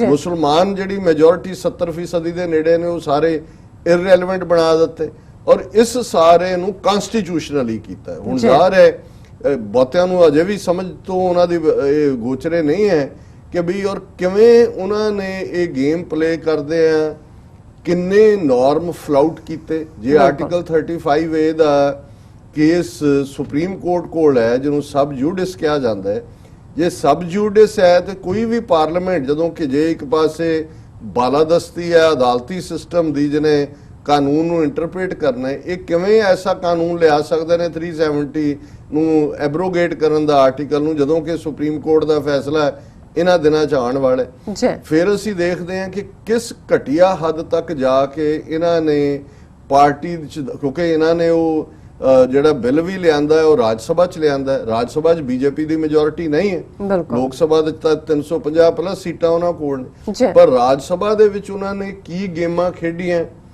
ਕਿਵੇਂ ਉਹਨਾਂ ਨੇ ਈਵਨ 2 ਕਾਂਗਰਸ ਦੇ ਜਿਨ੍ਹਾਂ 'ਚ ਉਹਨਾਂ ਦਾ ਚੀਫ ਵਿਪ ਵੀ ਸ਼ਾਮਲ ਹੈ, ਉਹਨਾਂ ਨੇ ਰਿਜ਼ਾਈਨ ਕਰ ਦਿੱਤਾ ਬਿਫੋਰ, ਔਰ ਇੱਕ ਨੇ ਕਿਹਾ ਕਿ ਔਰ ਇਸ ਲਈ ਉਹਨਾਂ ਨੇ ਕਿਹਾ ਜੀ ਅਸੀਂ ਸਪੋਰਟ ਕਰਦੇ ਹਾਂ ਇਸ ਨੂੰ, ਹਾਲਾਂ ਉਹਨਾਂ ਨੇ ਰਿਜ਼ਾਈਨ ਕੀਤਾ। ਫਿਰ ਅਰਵਿੰਦ ਕੇਜਰੀਵਾਲ ਜਿਹਨੂੰ ਪੰਜਾਬ ਦੇ ਸਿੱਖਾਂ ਨੇ ਕਿਸੇ ਵੇਲੇ ਸਿਰ ਤੇ ਚੁੱਕ ਕੇ ਜਿਹੜਾ ਉਹਦੀ ਪਾਰਟੀ ਨੂੰ ਨੰਬਰ 2 ਪਾਰਟੀ ਬਣਾਇਆ ਸੀ ਕਾਂਗਰਸ ਤੋਂ ਬਾਅਦ ਪੰਜਾਬ 'ਚ ਮੇਨ ਆਪੋਜੀਸ਼ਨ ਪਾਰਟੀ, ਉਹਦੇ 2 MP ਸਪੋਰਟ ਤੇ ਆਏ। ਮਾਇਆਵਤੀ ਜਿਹਨੂੰ ਹੁਣ ਬਹੁਤ ਵਾਰ ਅਸੀਂ ਵੀ ਹਮੇਸ਼ਾ ਹੀ ਜਦੋਂ ਅਸੀਂ ਦਲਿਤ ਮੁਸਲਿਮ ਦੂਜੇ ਟ੍ਰਾਈਬਲ ਫੈਕਟਰ ਦੀ ਗੱਲ ਕਰਦੇ ਹਾਂ, ਹੁਣ ਵੀ ਜਿਹੜੇ ਕਰੰਟ ਪਾਰਲੀਮੈਂਟ 16-17 MP ਬਣੇ ਨੇ ਉਹਦੇ ਪਾਰਟੀ ਦੇ ਵਿੱਚ ਸ਼ਾਇਦ 7 ਜਾਂ 8 ਮੁਸਲਮਾਨ ਨੇ ਯੂਪੀ 'ਚੋਂ, ਲੇਕਿਨ ਕਿਵੇਂ ਮਾਇਆਵਤੀ ਨੂੰ ਉਹਨੂੰ ਵੀ ਉਹਦੀ ਚੋਰੀ ਦੀਆਂ ਫਾਈਲਾਂ ਦਿਖਾਈਆਂ ਕਿ ਵੀ ਤੇਰੇ ਖਿਲਾਫ ਇਹ ਹੈ, ਕਿਉਂਕਿ ਆਲਰੇਡੀ ਜੋ ਕਸ਼ਮੀਰ 'ਚ ਚੱਲ ਰਿਹਾ ਸੀ ਕਿਵੇਂ ਉੱਥੇ ਆਵਾਜ਼ ਬੰਦ ਕਰਨ ਦੇ ਲਈ ਫਾਰੂਕ ਅਬਦੁੱਲੇ ਨੂੰ ਕ੍ਰਿਕਟ ਐਸੋਸੀਏਸ਼ਨ ਦਾ 122 ਕਰੋੜ ਦੇ ਜਿਹੜਾ ਉਹ ਗਵਨ 'ਚ, ਔਰ ਕੱਲ ਹੀ ਈਵਨ 2 ਦਿਨ ਪਹਿਲਾਂ ਮਹਿਬੂਬਾ ਮੁਫਤੀ ਨੂੰ ਵੀ ਉਹਨਾਂ ਨੇ ਕਿਹਾ ਕਿ ਜੋ ਬੈਂਕ ਅਫਸਰ ਰੱਖਣ ਲੱਗਿਆ ਤੂੰ ਓਰਲ ਦਿੱਤਾ, ਔਰ ਆਲਰੇਡੀ ਉਹਦੀ ਪੇਸ਼ੀ, ਸੋ ਉਹ ਤਾਂ ਇੱਕ ਸਟ੍ਰੈਟਜੀ ਹੈ ਹੀ ਸੀ। ਲੇਕਿਨ ਇਸ ਲੈਵਲ ਦੇ ਉੱਤੇ ਜਾ ਕੇ ਅੱਜ ਜਦੋਂ ਉਸ ਕੈਰੈਕਟਰ ਦੀ ਗੱਲ ਕਰਦੇ ਆ ਕਿ ਭਾਈ ਹਿੰਦੂਤਵਾ ਬੀਜੇਪੀ ਜਾਂ RSS ਦਾ ਏਜੰਡਾ ਸਮਝ ਆ ਸਕਦਾ ਹੈ, ਬਿਲਕੁਲ ਉਹਨਾਂ ਨੇ ਤਾਂ ਡੇ 1 ਤੋਂ ਮੁਸਲਿਮ ਪਰਸਨਲ ਲਾਅ ਵੀ ਖਤਮ ਕਰਨਾ ਹੈ, ਜਿਹੜਾ ਉਹਨਾਂ ਦਾ ਹਮੇਸ਼ਾ ਚੋਣ ਦੇ ਵਿੱਚ ਉਹਨਾਂ ਦਾ ਮੈਨੀਫੈਸਟੋ ਵੀ ਰਿਹਾ। ਆਰਟੀਕਲ 370 ਵੀ ਭਾਰਤੀ ਜਨਸੰਘ ਦਾ ਪਹਿਲਾ ਪ੍ਰੈਜ਼ੀਡੈਂਟ ਸ਼ਿਆਮਾ ਪ੍ਰਸਾਦ ਮੁਖਰਜੀ ਜੰਮੂ ਕਸ਼ਮੀਰ ਦੀ ਜੇਲ੍ਹ 'ਚ ਹੀ ਮਰਿਆ ਸੀ ਆ ਕੇ ਕਿ ਜੀ ਇਹਨੂੰ ਖਤਮ ਕਰੋ। ਸੋ ਉਹਨਾਂ ਦਾ ਸਮਝ ਆ ਸਕਦਾ ਹੈ ਕਿ ਵੀ ਕਿਸ ਹੱਦ ਤੱਕ ਜਾ ਕੇ ਉਹ ਬਿਲਕੁਲ ਨਾਜ਼ੀਆਂ ਵਰਗੀ ਤਰਜ਼ ਦੀ ਜਿਹੜੀ ਹੈ ਹਕੂਮਤ ਉਹ ਸਥਾਪਿਤ ਕਰਨਾ ਚਾਹੁੰਦੇ ਨੇ। ਪਰ ਅਸੀਂ ਇਸ ਨੂੰ ਡਿਸਕਸ ਕਰਾਂਗੇ ਇੱਕ ਸੈਗਮੈਂਟ ਦੇ ਵਿੱਚ ਕਿ ਜਿਹੜੇ ਸੂਡੋ ਸੈਕੂਲਰਿਸਟ ਨੇ ਉਹ ਵੀ ਕਿਵੇਂ ਹਮਾਇਤ ਤੇ ਉਤਰੇ। ਉਹਦੇ 'ਚ ਈਵਨ ਤਮਿਲਨਾਡੂ ਦੀ ਅੰਨਾ DMK ਹੈ ਜਾਂ ਬੀਜੂ ਪਟਨਾਇਕ ਦੀ ਪਾਰਟੀ ਹੈ ਉੜੀਸਾ ਦੇ ਵਿੱਚ, ਜਾਂ ਤੇਲੰਗਾਨਾ ਦੇ ਵਿੱਚ ਜਿਹੜਾ ਰਾਮਾਚੰਦਰਮ ਕੇ ਕੌਣ ਹੈ ਉਹਦੀ ਸਾਰੇ ਬੀਜੇਪੀ ਦੀ ਸਪੋਰਟ ਤੇ ਆਏ। ਔਰ ਜਿਸ ਰਾਜ ਸਭਾ ਦੇ ਵਿੱਚ ਅਪਰ ਹਾਊਸ ਲੋਕ ਸਭਾ ਹੀ ਤਾਂ ਆਲਰੇਡੀ ਉਹਨਾਂ ਦੇ 350 ਪਲੱਸ ਨੇ, ਲੇਕਿਨ ਕਿਵੇਂ ਰਾਜ ਸਭਾ ਦੇ ਵਿੱਚ ਵੀ ਜਿਹੜਾ ਉਹਨਾਂ ਨੇ ਇੰਨੀ ਜ਼ਿਆਦਾ ਮੈਜੋਰਿਟੀ ਲਈ। ਔਰ ਈਵਨ ਜਿਹੜੇ ਦੂਸਰੇ ਨੇ ਤ੍ਰਿਣਮੂਲ ਕਾਂਗਰਸ ਬੰਗਾਲ ਦੇ, ਹਾਲਾਂ ਮਮਤਾ ਬੈਨਰਜੀ ਇੱਕ ਆਵਾਜ਼ ਮੰਨੀ ਜਾਂਦੀ ਹੈ, ਉਹਨਾਂ ਨੇ ਵਿਰੋਧ ਇਹਦਾ ਕੀਤਾ ਹੈ, ਲੇਕਿਨ ਐਨ ਵੋਟਿੰਗ ਤੋਂ ਪਹਿਲਾਂ ਬਾਈਕਾਟ ਕਰਕੇ ਜਿਹੜਾ ਉਹਦੇ ਚੋਂ ਬਾਹਰ ਚਲੇ ਗਏ ਅਪਰ ਹਾਊਸ ਚੋਂ। ਸਿਰਫ ਤੇ ਸਿਰਫ PDP ਜਿਹੜੀ ਮਹਿਬੂਬਾ ਮੁਫਤੀ ਦੀ ਪਾਰਟੀ ਹੈ ਉਹਦੇ ਦੋਨੋਂ MPs ਨੇ ਰਾਜ ਸਭਾ ਦੇ ਵਿੱਚ ਬੜਾ ਵੋਕਲ ਪ੍ਰੋਟੈਸਟ ਕੀਤਾ। ਉਹਨਾਂ ਨੇ ਇੰਡੀਅਨ ਕਨਸਟੀਟਿਊਸ਼ਨ ਵੀ ਉਹਨਾਂ ਨੇ ਕਿਹਾ ਜੀ ਕਾਗਜ਼ ਦਾ ਟੁਕੜਾ ਹੈ, ਸਾਡੇ ਲਈ ਇਹਦਾ ਹੁਣ ਕੋਈ ਮਤਲਬ ਨਹੀਂ ਰਹਿ ਗਿਆ। ਔਰ ਇੱਕ MP ਨੇ ਤਾਂ ਈਵਨ ਆਪਣੀ ਕਮੀਜ਼ ਪਾੜ ਕੇ ਜਿਹੜਾ ਇੱਕ ਵੇ ਹੁੰਦਾ ਪ੍ਰੋਟੈਸਟ ਕਰਨ ਦਾ। ਸੋ ਬਾਕੀ ਲੈ ਦੇ ਕੇ ਜਦੋਂ ਅਸੀਂ 4 ਚਫੇਰੇ ਨਜ਼ਰ ਦੌੜਾ ਰਹੇ ਹਾਂ, ਸਭ ਸੁਸਰੀ ਵਾਂਗ ਸੁੱਤੇ ਹੋਏ ਨੇ। ਮੈਨੂੰ ਇਸ ਗੱਲ ਦੀ ਖੁਸ਼ੀ ਹੈ ਔਰ ਸਿੱਖ ਹੋਣ ਦੇ ਉੱਤੇ ਮੈਨੂੰ ਫਖਰ ਹੈ ਕਿ ਜੇ ਅੱਜ ਸਵੇਰ ਤੋਂ ਲੈ ਕੇ, ਹਾਲਾਂ ਮੈਂ ਫਲਾਈ ਕਰ ਰਿਹਾ 6 ਘੰਟੇ ਦੀ ਫਲਾਈਟ ਹੁੰਦੀ ਹੈ 5.5 ਘੰਟੇ ਦੀ, ਪਰ ਵੌਇਸ ਮੇਲ ਵੀ ਭਰਿਆ ਹੋਇਆ ਹੈ, ਈਮੇਲਸ ਵੀ ਨੇ, ਔਰ ਪੰਜਾਬ ਚੋਂ ਵੀ ਜਿਹੜੀਆਂ ਖਬਰਾਂ। ਔਰ ਪੰਜਾਬ ਯੂਨੀਵਰਸਿਟੀ ਚੰਡੀਗੜ੍ਹ 'ਚ ਇੱਕ ਵਿਦਿਆਰਥੀ ਪਰਿਸ਼ਦ ਜਿਹੜੀ BJP ਦੀ ਹੈ ਉਹਨਾਂ ਨੇ ਖਰਾਬਾ ਕਰਨ ਦੀ ਕੋਸ਼ਿਸ਼ ਕੀਤੀ। ਸਾਰੀਆਂ ਹੀ ਸਟੂਡੈਂਟ ਜਥੇਬੰਦੀਆਂ ਦੇ ਜਿਹੜੇ ਨੁਮਾਇੰਦੇ ਔਰ ਆਗੂ ਨੇ ਉਹਨਾਂ ਨੇ ਜ਼ੋਰਦਾਰ ਪ੍ਰੋਟੈਸਟ ਕੀਤਾ ਪੰਜਾਬ ਯੂਨੀਵਰਸਿਟੀ ਚੰਡੀਗੜ੍ਹ 'ਚ ਕਿ ਇਹ ਤੁਸੀਂ ਆਰਟੀਕਲ 370 ਜਿਹੜਾ ਖਤਮ ਕੀਤਾ ਹੈ, ਬਿਲਕੁਲ ਇਹ ਵਾਅਦਾ ਖਿਲਾਫੀ ਹੈ ਔਰ ਇਹ ਤੁਸੀਂ ਧੱਜੀਆਂ ਉਡਾਈਆਂ ਆਪਣੇ ਕਨਸਟੀਟਿਊਸ਼ਨ ਦੀਆਂ। ਔਰ ਇਸ ਦੇ ਵਿੱਚ ਈਵਨ ਸੁਖਪਾਲ ਸਿੰਘ ਖਹਿਰਾ ਜਿਹੜੇ ਬਗਾਵਤ ਕਰਕੇ ਜਿਨ੍ਹਾਂ ਨੇ ਪੰਜਾਬ ਏਕਤਾ ਪਾਰਟੀ, ਉਹਨਾਂ ਨੇ ਕਿਹਾ ਬਿਟਰੇਅਲ ਹੈ ਇਹ, ਤੁਸੀਂ ਜਿਹੜਾ ਘੱਟ ਗਿਣਤੀਆਂ ਜਾਂ ਅਕਲੀਅਤਾਂ ਦੇ ਨਾਲ ਜੋ ਤੁਸੀਂ ਅੱਗੋਂ ਕੀ ਕਰੋਗੇ ਤੁਸੀਂ ਬਿਟਰੇ ਕੀਤਾ ਹੈ। ਔਰ ਇਸੇ ਤਰ੍ਹਾਂ ਇੰਟਰਨੈਸ਼ਨਲ ਸਿੱਖ ਕਮਿਊਨਿਟੀ ਨੇ ਵੱਡੇ ਪੈਮਾਨੇ ਦੇ ਉੱਤੇ ਇਸ ਦਾ ਵਿਰੋਧ ਕੀਤਾ ਹੈ। ਔਰ ਜਿਉਂ ਹੀ ਸਾਡਾ ਅੱਜ ਇਹ ਪ੍ਰੋਗਰਾਮ ਖਤਮ ਹੋਏਗਾ, ਇੱਥੇ ਲੋਕਲੀ ਟੇਸਟ ਆਫ ਲਾਹੌਰ ਦੇ ਵਿੱਚ ਪਾਕਿਸਤਾਨੀ ਕਸ਼ਮੀਰੀ ਭਰਾਵਾਂ ਭੈਣਾਂ ਨੇ ਇੱਕ ਪ੍ਰੈਸ ਕਾਨਫਰੰਸ ਰੱਖੀ ਹੋਈ ਹੈ ਜਿਹਨੂੰ ਕਵਰ ਕਰਨ ਲਈ ਸਾਡੀ TV 84 ਦੀ ਟੀਮ ਵੀ ਗਈ ਔਰ ਮੈਨੂੰ ਵੀ ਉਹਨਾਂ ਨੇ ਇਨਵਾਈਟ ਕੀਤਾ ਹੈ। ਅਸੀਂ ਪ੍ਰੋਗਰਾਮ ਤੋਂ ਫੌਰਨ ਬਾਅਦ ਉੱਥੇ ਜਾਵਾਂਗੇ। ਸੋ ਅਸੀਂ ਇਹ ਮੈਸੇਜ ਵੀ ਦੇਣਾ ਚਾਹੁੰਦੇ ਹਾਂ ਇਸ ਪਲੇਟਫਾਰਮ ਤੋਂ, ਇੱਕ ਪਾਸੇ ਜਿੱਥੇ ਨਿਰਾਸ਼ਾ ਹੈ, ਉਦਾਸੀ ਹੈ ਔਰ ਬਹੁਤ ਸਾਰੇ ਹਲਕਿਆਂ ਜੀਵਨ 2-3 ਸਿੱਖ ਵੀਰਾਂ ਜਿਵੇਂ ਸਿਆਟਲ ਤੋਂ ਸਰ ਸਤਪਾਲ ਸਿੰਘ ਪਰੇਵਾਲ ਕਹਿੰਦੇ ਕੁਝ ਖਾਣ ਨੂੰ ਜੀ ਨਹੀਂ ਕਰਦਾ, ਉਦਾਸੀ ਹੈ। ਮੈਂ ਕਿਹਾ ਨਹੀਂ, ਇਹ ਸਗੋਂ ਇੱਕ ਚੰਗਾ ਹੈ ਕਿ ਵੀ ਜਿਹਨੂੰ ਕਹਿੰਦੇ ਨੇ ਵੀ ਭਲਾ ਹੋਇਆ ਮੇਰਾ ਚਰਖਾ ਟੁੱਟਾ ਜਿੰਦ ਅਜਾਬੋਂ ਛੁੱਟੀ। ਕਈ ਵਾਰ ਇਹ ਜਿਹੜਾ ਬੁਰਕਾ ਜਿਹਾ ਪਾਇਆ ਹੁੰਦਾ ਹੈ ਔਰ ਇਹ ਜਿਹੜਾ ਉੱਤੇ ਮਖੌਟਾ ਪਹਿਨਿਆ ਹੁੰਦਾ ਹੈ, ਆਲਰੇਡੀ ਜਿਹੜੇ ਆਜ਼ਾਦੀ ਪਸੰਦ ਨੇ ਉਹਨਾਂ ਨੇ ਜੇ 1 ਲੱਖ ਤੋਂ ਜ਼ਿਆਦਾ ਆਪਣੀਆਂ ਸ਼ਹੀਦੀਆਂ ਜੰਮੂ ਕਸ਼ਮੀਰ 'ਚ ਦਿੱਤੀਆਂ ਨੇ, ਉਹ ਆਰਟੀਕਲ 370 ਦੇ ਥੱਲੇ ਹੀ ਦਿੱਤੀਆਂ। ਅੱਡ ਝੰਡਾ ਹੀ ਸੀ ਕਸ਼ਮੀਰ ਦਾ, ਉਹਦੇ ਥੱਲੇ ਦਿੱਤੀਆਂ ਨੇ। ਤੇ ਉਹਨਾਂ ਨੂੰ ਕੀ ਫਰਕ ਪਿਆ ਜਾਂ ਹੁਣ ਅੱਗੋਂ ਕੀ ਫਰਕ ਪੈਗਾ? ਹਾਂ, ਇਹਦੇ ਨਾਲ ਇਹ ਜਿਹੜੇ ਵਿਚਾਲੇ ਖਲੋਤੇ ਹੋਏ ਸੀ, ਜਿਨ੍ਹਾਂ ਦਾ ਦਿਲ ਤਾਂ ਧੜਕਦਾ ਸੀ ਕਿ ਆਪਣੇ ਲੋਕਾਂ ਭਾਈ ਸਾਡੇ ਨਾਲ ਧੱਕਾ ਹੋ ਰਿਹਾ, ਪਰ ਤਾਕਤ ਦੀ ਕੁਰਸੀ ਦੀ ਭੁੱਖ ਉਹਨਾਂ ਨੂੰ ਭਾਰਤ ਮਾਤਾ ਦੇ ਨਾਲ ਜੋੜਨ ਦੇ ਲਈ ਜਾਂ ਇਹ ਕਹਿਣ ਦਾ ਜੀ ਅਸੀਂ ਵਿਦ ਇਨ ਇੰਡੀਅਨ ਕਨਸਟੀਟਿਊਸ਼ਨ ਇਸ ਸੋਲੂਸ਼ਨ ਨੂੰ ਲੱਭਾਂਗੇ, ਵਿਦ ਇਨ ਇੰਡੀਅਨ ਕਨਸਟੀਟਿਊਸ਼ਨ ਅਸੀਂ ਲੱਭਾਂਗੇ, ਉਹ ਜਿਹੜਾ ਵਿਚਾਲਾ ਜਿਹਾ ਸੀ ਉਹਦਾ ਕੰਮ ਖਤਮ ਹੋ ਗਿਆ। ਸੋ ਮੈਂ ਸਮਝਦਾ ਵੀ ਇਹਨੂੰ ਨੈਗੇਟਿਵਿਟੀ 'ਚ ਨਹੀਂ ਲੈਣਾ ਚਾਹੀਦਾ। ਇਹਨਾਂ ਦੀ ਜੋ ਔਕਾਤ ਸੀ, ਇਹ ਮੁਹੰਮਦ ਤੁਗਲਕ ਦੇ ਡਿਸੈਂਡੈਂਟ, ਇਹਨਾਂ ਨੇ ਇਹੀ ਕੁਝ ਕਰਨਾ ਸੀ। ਇਹ ਹੈ ਵੀ ਸ਼ਾਇਦ ਬਹੁਤਿਆਂ ਨੂੰ ਲੱਗਾ ਵੀ ਜਿਹੜਾ ਉਹਨਾਂ ਨੇ ਅਗਲੀਆਂ ਚੋਣਾਂ ਤੱਕ ਜਾਣ ਤੋਂ ਪਹਿਲਾਂ ਬਹੁਤਿਆਂ ਨੂੰ ਸੀ ਜੀ ਹੁਣ ਇਹਨਾਂ ਨੇ 2019 ਦੀਆਂ ਚੋਣਾਂ ਕੱਢ ਲਈਆਂ, 2024 ਤੋਂ ਪਹਿਲਾਂ ਇਹ ਮੁਸਲਿਮ ਪਰਸਨਲ ਲਾਅ ਔਰ ਆਰਟੀਕਲ 370 ਔਰ ਕਸ਼ਮੀਰ ਪਰ ਜਿਸ ਤੇਜ਼ੀ ਨਾਲ ਇਹ ਅਮਿਤ ਸ਼ਾਹ ਨੂੰ ਇਹ ਜਿਹੜਾ ਹੈ ਉਹ ਬੁਖਾਰ ਚੜਿਆ ਹੋਇਆ ਹੈ, ਜਿਵੇਂ ਉਹਨੇ ਲਾਅ ਉਪਰੋਥਲੀ ਪਾਸ ਕਰਵਾਏ, ਇੰਡੀਵਿਜੂਅਲ ਟੈਰਰਿਸਟ ਐਲਾਨਣ ਦੀ ਲਾਈਨ ਦੂਜੇ ਤੀਜੇ। ਸੋ ਮੈਂ ਸਮਝਦਾ ਵੀ ਇਸ ਦੇ ਕਨਸੀਕੁਐਂਸਿਸ ਤਾਂ ਬਹੁਤ ਮਾੜੇ ਹੋਣਗੇ ਖਿੱਤੇ ਲਈ, ਇਹਦੇ 'ਚ ਕੋਈ ਸ਼ੱਕ ਨਹੀਂ ਹੈ। ਲੇਕਿਨ ਲੜਾਈ ਉਦੋਂ ਸੌਖੀ ਹੋ ਜਾਂਦੀ ਹੈ ਜਦੋਂ ਤੁਹਾਨੂੰ ਕੈਮੂਫਲੇਜਡ ਐਨਮੀ ਜਿਹੜਾ ਤੁਹਾਡਾ ਦੋਸਤ ਬਣ ਕੇ ਵਿੱਚ ਬੈਠਾ ਹੋਇਆ ਹੈ ਉਸ ਦੀ ਪਛਾਣ ਹੋ ਜਾਂਦੀ ਹੈ। ਸੋ ਹੁਣ ਲਾਈਨ ਖਿੱਚੀ ਗਈ ਹੈ ਔਰ ਮੈਂ ਸਮਝਦਾ ਹਾਂ ਕਿ ਇਹ ਇੱਕ ਜ਼ਰੂਰੀ ਪਾਰਟ ਹੈ।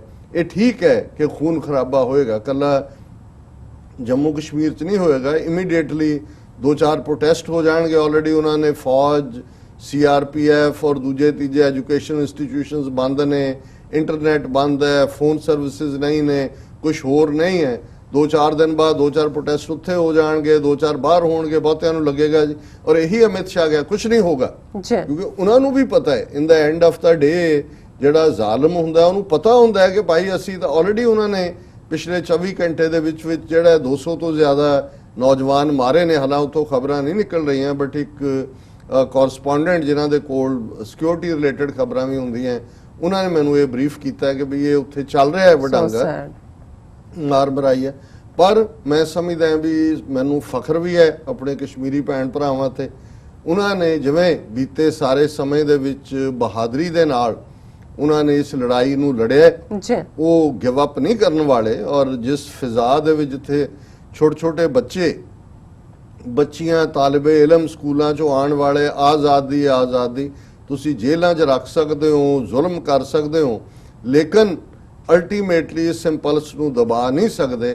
ਪਰ ਉਹ ਖਿੱਤਾ ਜਿਹੜਾ ਆਲਰੇਡੀ ਨਿਊਕਲੀਅਰ ਫਲੈਸ਼ ਪੁਆਇੰਟ ਕਦੇ ਕਲਿੰਟਨ ਨੇ ਕਿਹਾ ਸੀ, ਜਿਸ ਖਿੱਤੇ ਦੇ ਵਿੱਚ ਪਿਛਲੇ ਸਾਰੇ ਸਮੇਂ 'ਚ ਜਿਹੜਾ ਉਹ ਬੇਪਨਾਹ ਖੂਨ ਡੁੱਲਿਆ, ਆਉਣ ਵਾਲੇ ਸਮੇਂ ਦੇ ਵਿੱਚ ਇਹ ਇੱਕ ਇਕੱਲਾ ਫਲੈਸ਼ ਪੁਆਇੰਟ ਤਾਂ ਹੈ ਹੀ ਹੈ, ਇੱਕ ਵੱਡਾ ਉਹ ਥਾਂ ਵੀ ਬਣ ਜਾਏਗੀ ਜਿੱਥੇ ਜੇ ਅਸੀਂ ਮਿਡਲ ਈਸਟ ਦੀ ਗੱਲ ਕਰਦੇ ਹਾਂ, ਮਿਡਲ ਈਸਟ ਵੀ ਇੱਕ ਲਿਮਿਟੇਸ਼ਨ ਸੀ।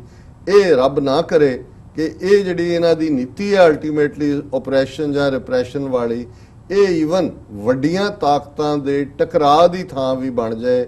ਕਿਉਂਕਿ ਇੱਕ ਗੱਲ ਦਾ ਧਿਆਨ ਰਹੇ ਕਿ ਅੱਜ ਤੋਂ ਸ਼ਾਇਦ 10 ਸਾਲ ਪਹਿਲਾਂ ਕਸ਼ਮੀਰ ਚੀਨ ਦੇ ਲਈ ਇੰਨਾ ਇੰਪੋਰਟੈਂਟ ਨਾ ਹੋਏ ਜੰਮੂ ਕਸ਼ਮੀਰ, ਹਾਲਾਂਕਿ ਕਸ਼ਮੀਰ ਦਾ 20-25% ਟੈਰੀਟਰੀ ਚਾਈਨਾ ਦੇ ਕੋਲ ਵੀ ਹੈ। ਪਰ ਜਦੋਂ ਦਾ ਚਾਈਨਾ ਨੇ ਵਨ ਬੈਲਟ ਵਨ ਰੋਡ ਜਿਹੜਾ ਇਨੀਸ਼ੀਏਟਿਵ ਜਿਹਦੇ ਲਈ $360 ਬਿਲੀਅਨ ਦੇ ਕਰੀਬ ਉਹਨਾਂ ਦੀ ਇਨਵੈਸਟਮੈਂਟ ਹੈ ਔਰ ਯੂਰਪ ਤੱਕ ਉਹਨੇ ਜਾਣਾ, ਔਰ ਚਾਈਨਾ ਪਾਕਿਸਤਾਨ ਇਕਨੋਮਿਕਲ ਕੋਰੀਡੋਰ ਦੀ ਗੱਲ ਹੈ, ਤੇ ਇਹ ਸਾਰੇ ਉਸ ਖਿੱਤੇ ਚੋਂ ਹੀ ਲੰਘ ਰਿਹਾ ਜਿਸ ਲੱਦਾਖ ਨੂੰ ਸਿੱਧੇ ਤੌਰ ਤੇ ਇਹਨਾਂ ਨੇ ਚੰਡੀਗੜ੍ਹ ਵਾਂਗ ਯੂਨੀਅਨ ਟੈਰੀਟਰੀ ਬਣਾਉਣ ਦੀ ਗੱਲ ਕੀਤੀ ਹੈ। ਇਹਦਾ ਰੀਜ਼ਨ ਵੀ ਇਹੀ ਹੈ, ਇਹ ਸਿਰਫ ਇੱਕ ਕਸ਼ਮੀਰੀ ਲੋਕਾਂ ਦੇ ਹੱਕ ਕੁਚਲਣ ਦੀ ਗੱਲ ਨਹੀਂ ਹੈ।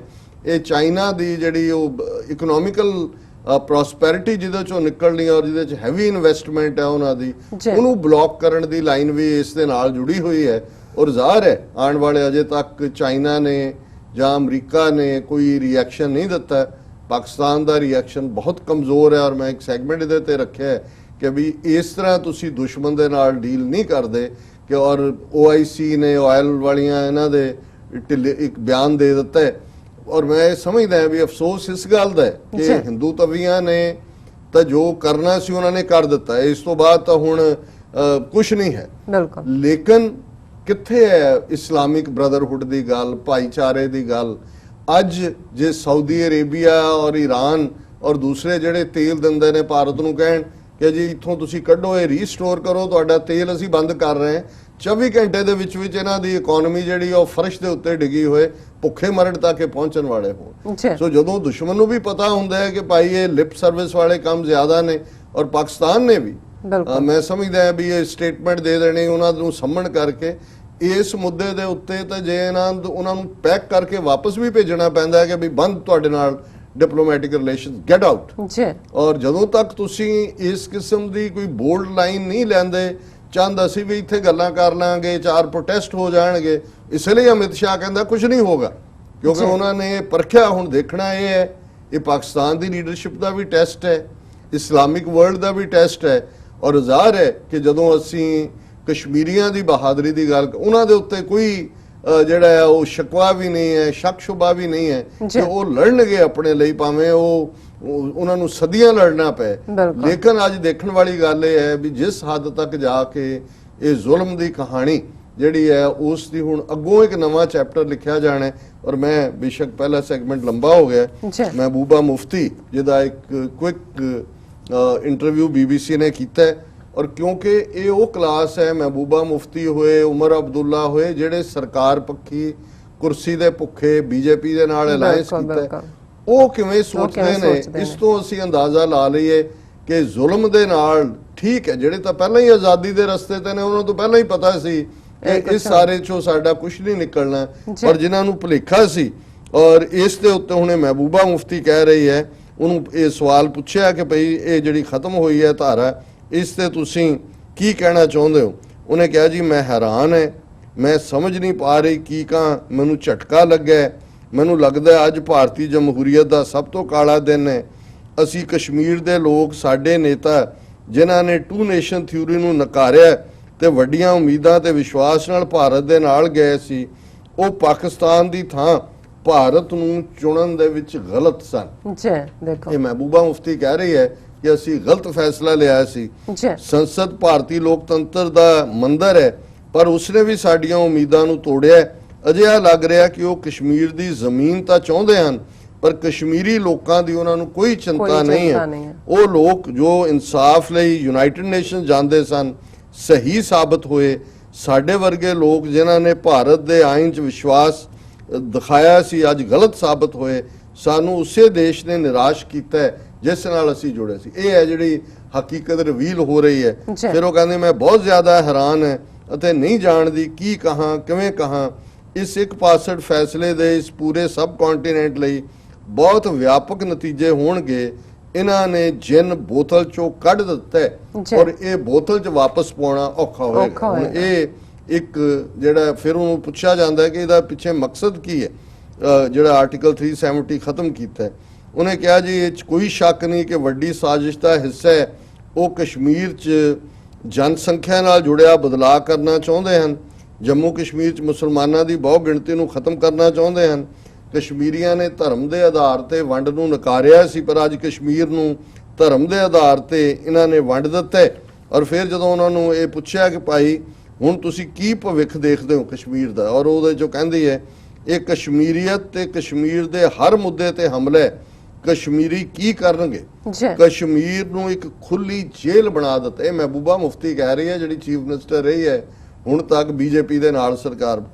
ਕਸ਼ਮੀਰ ਨੂੰ ਇੱਕ ਖੁੱਲੀ ਜੇਲ੍ਹ ਬਣਾ ਦਿੱਤਾ ਗਿਆ।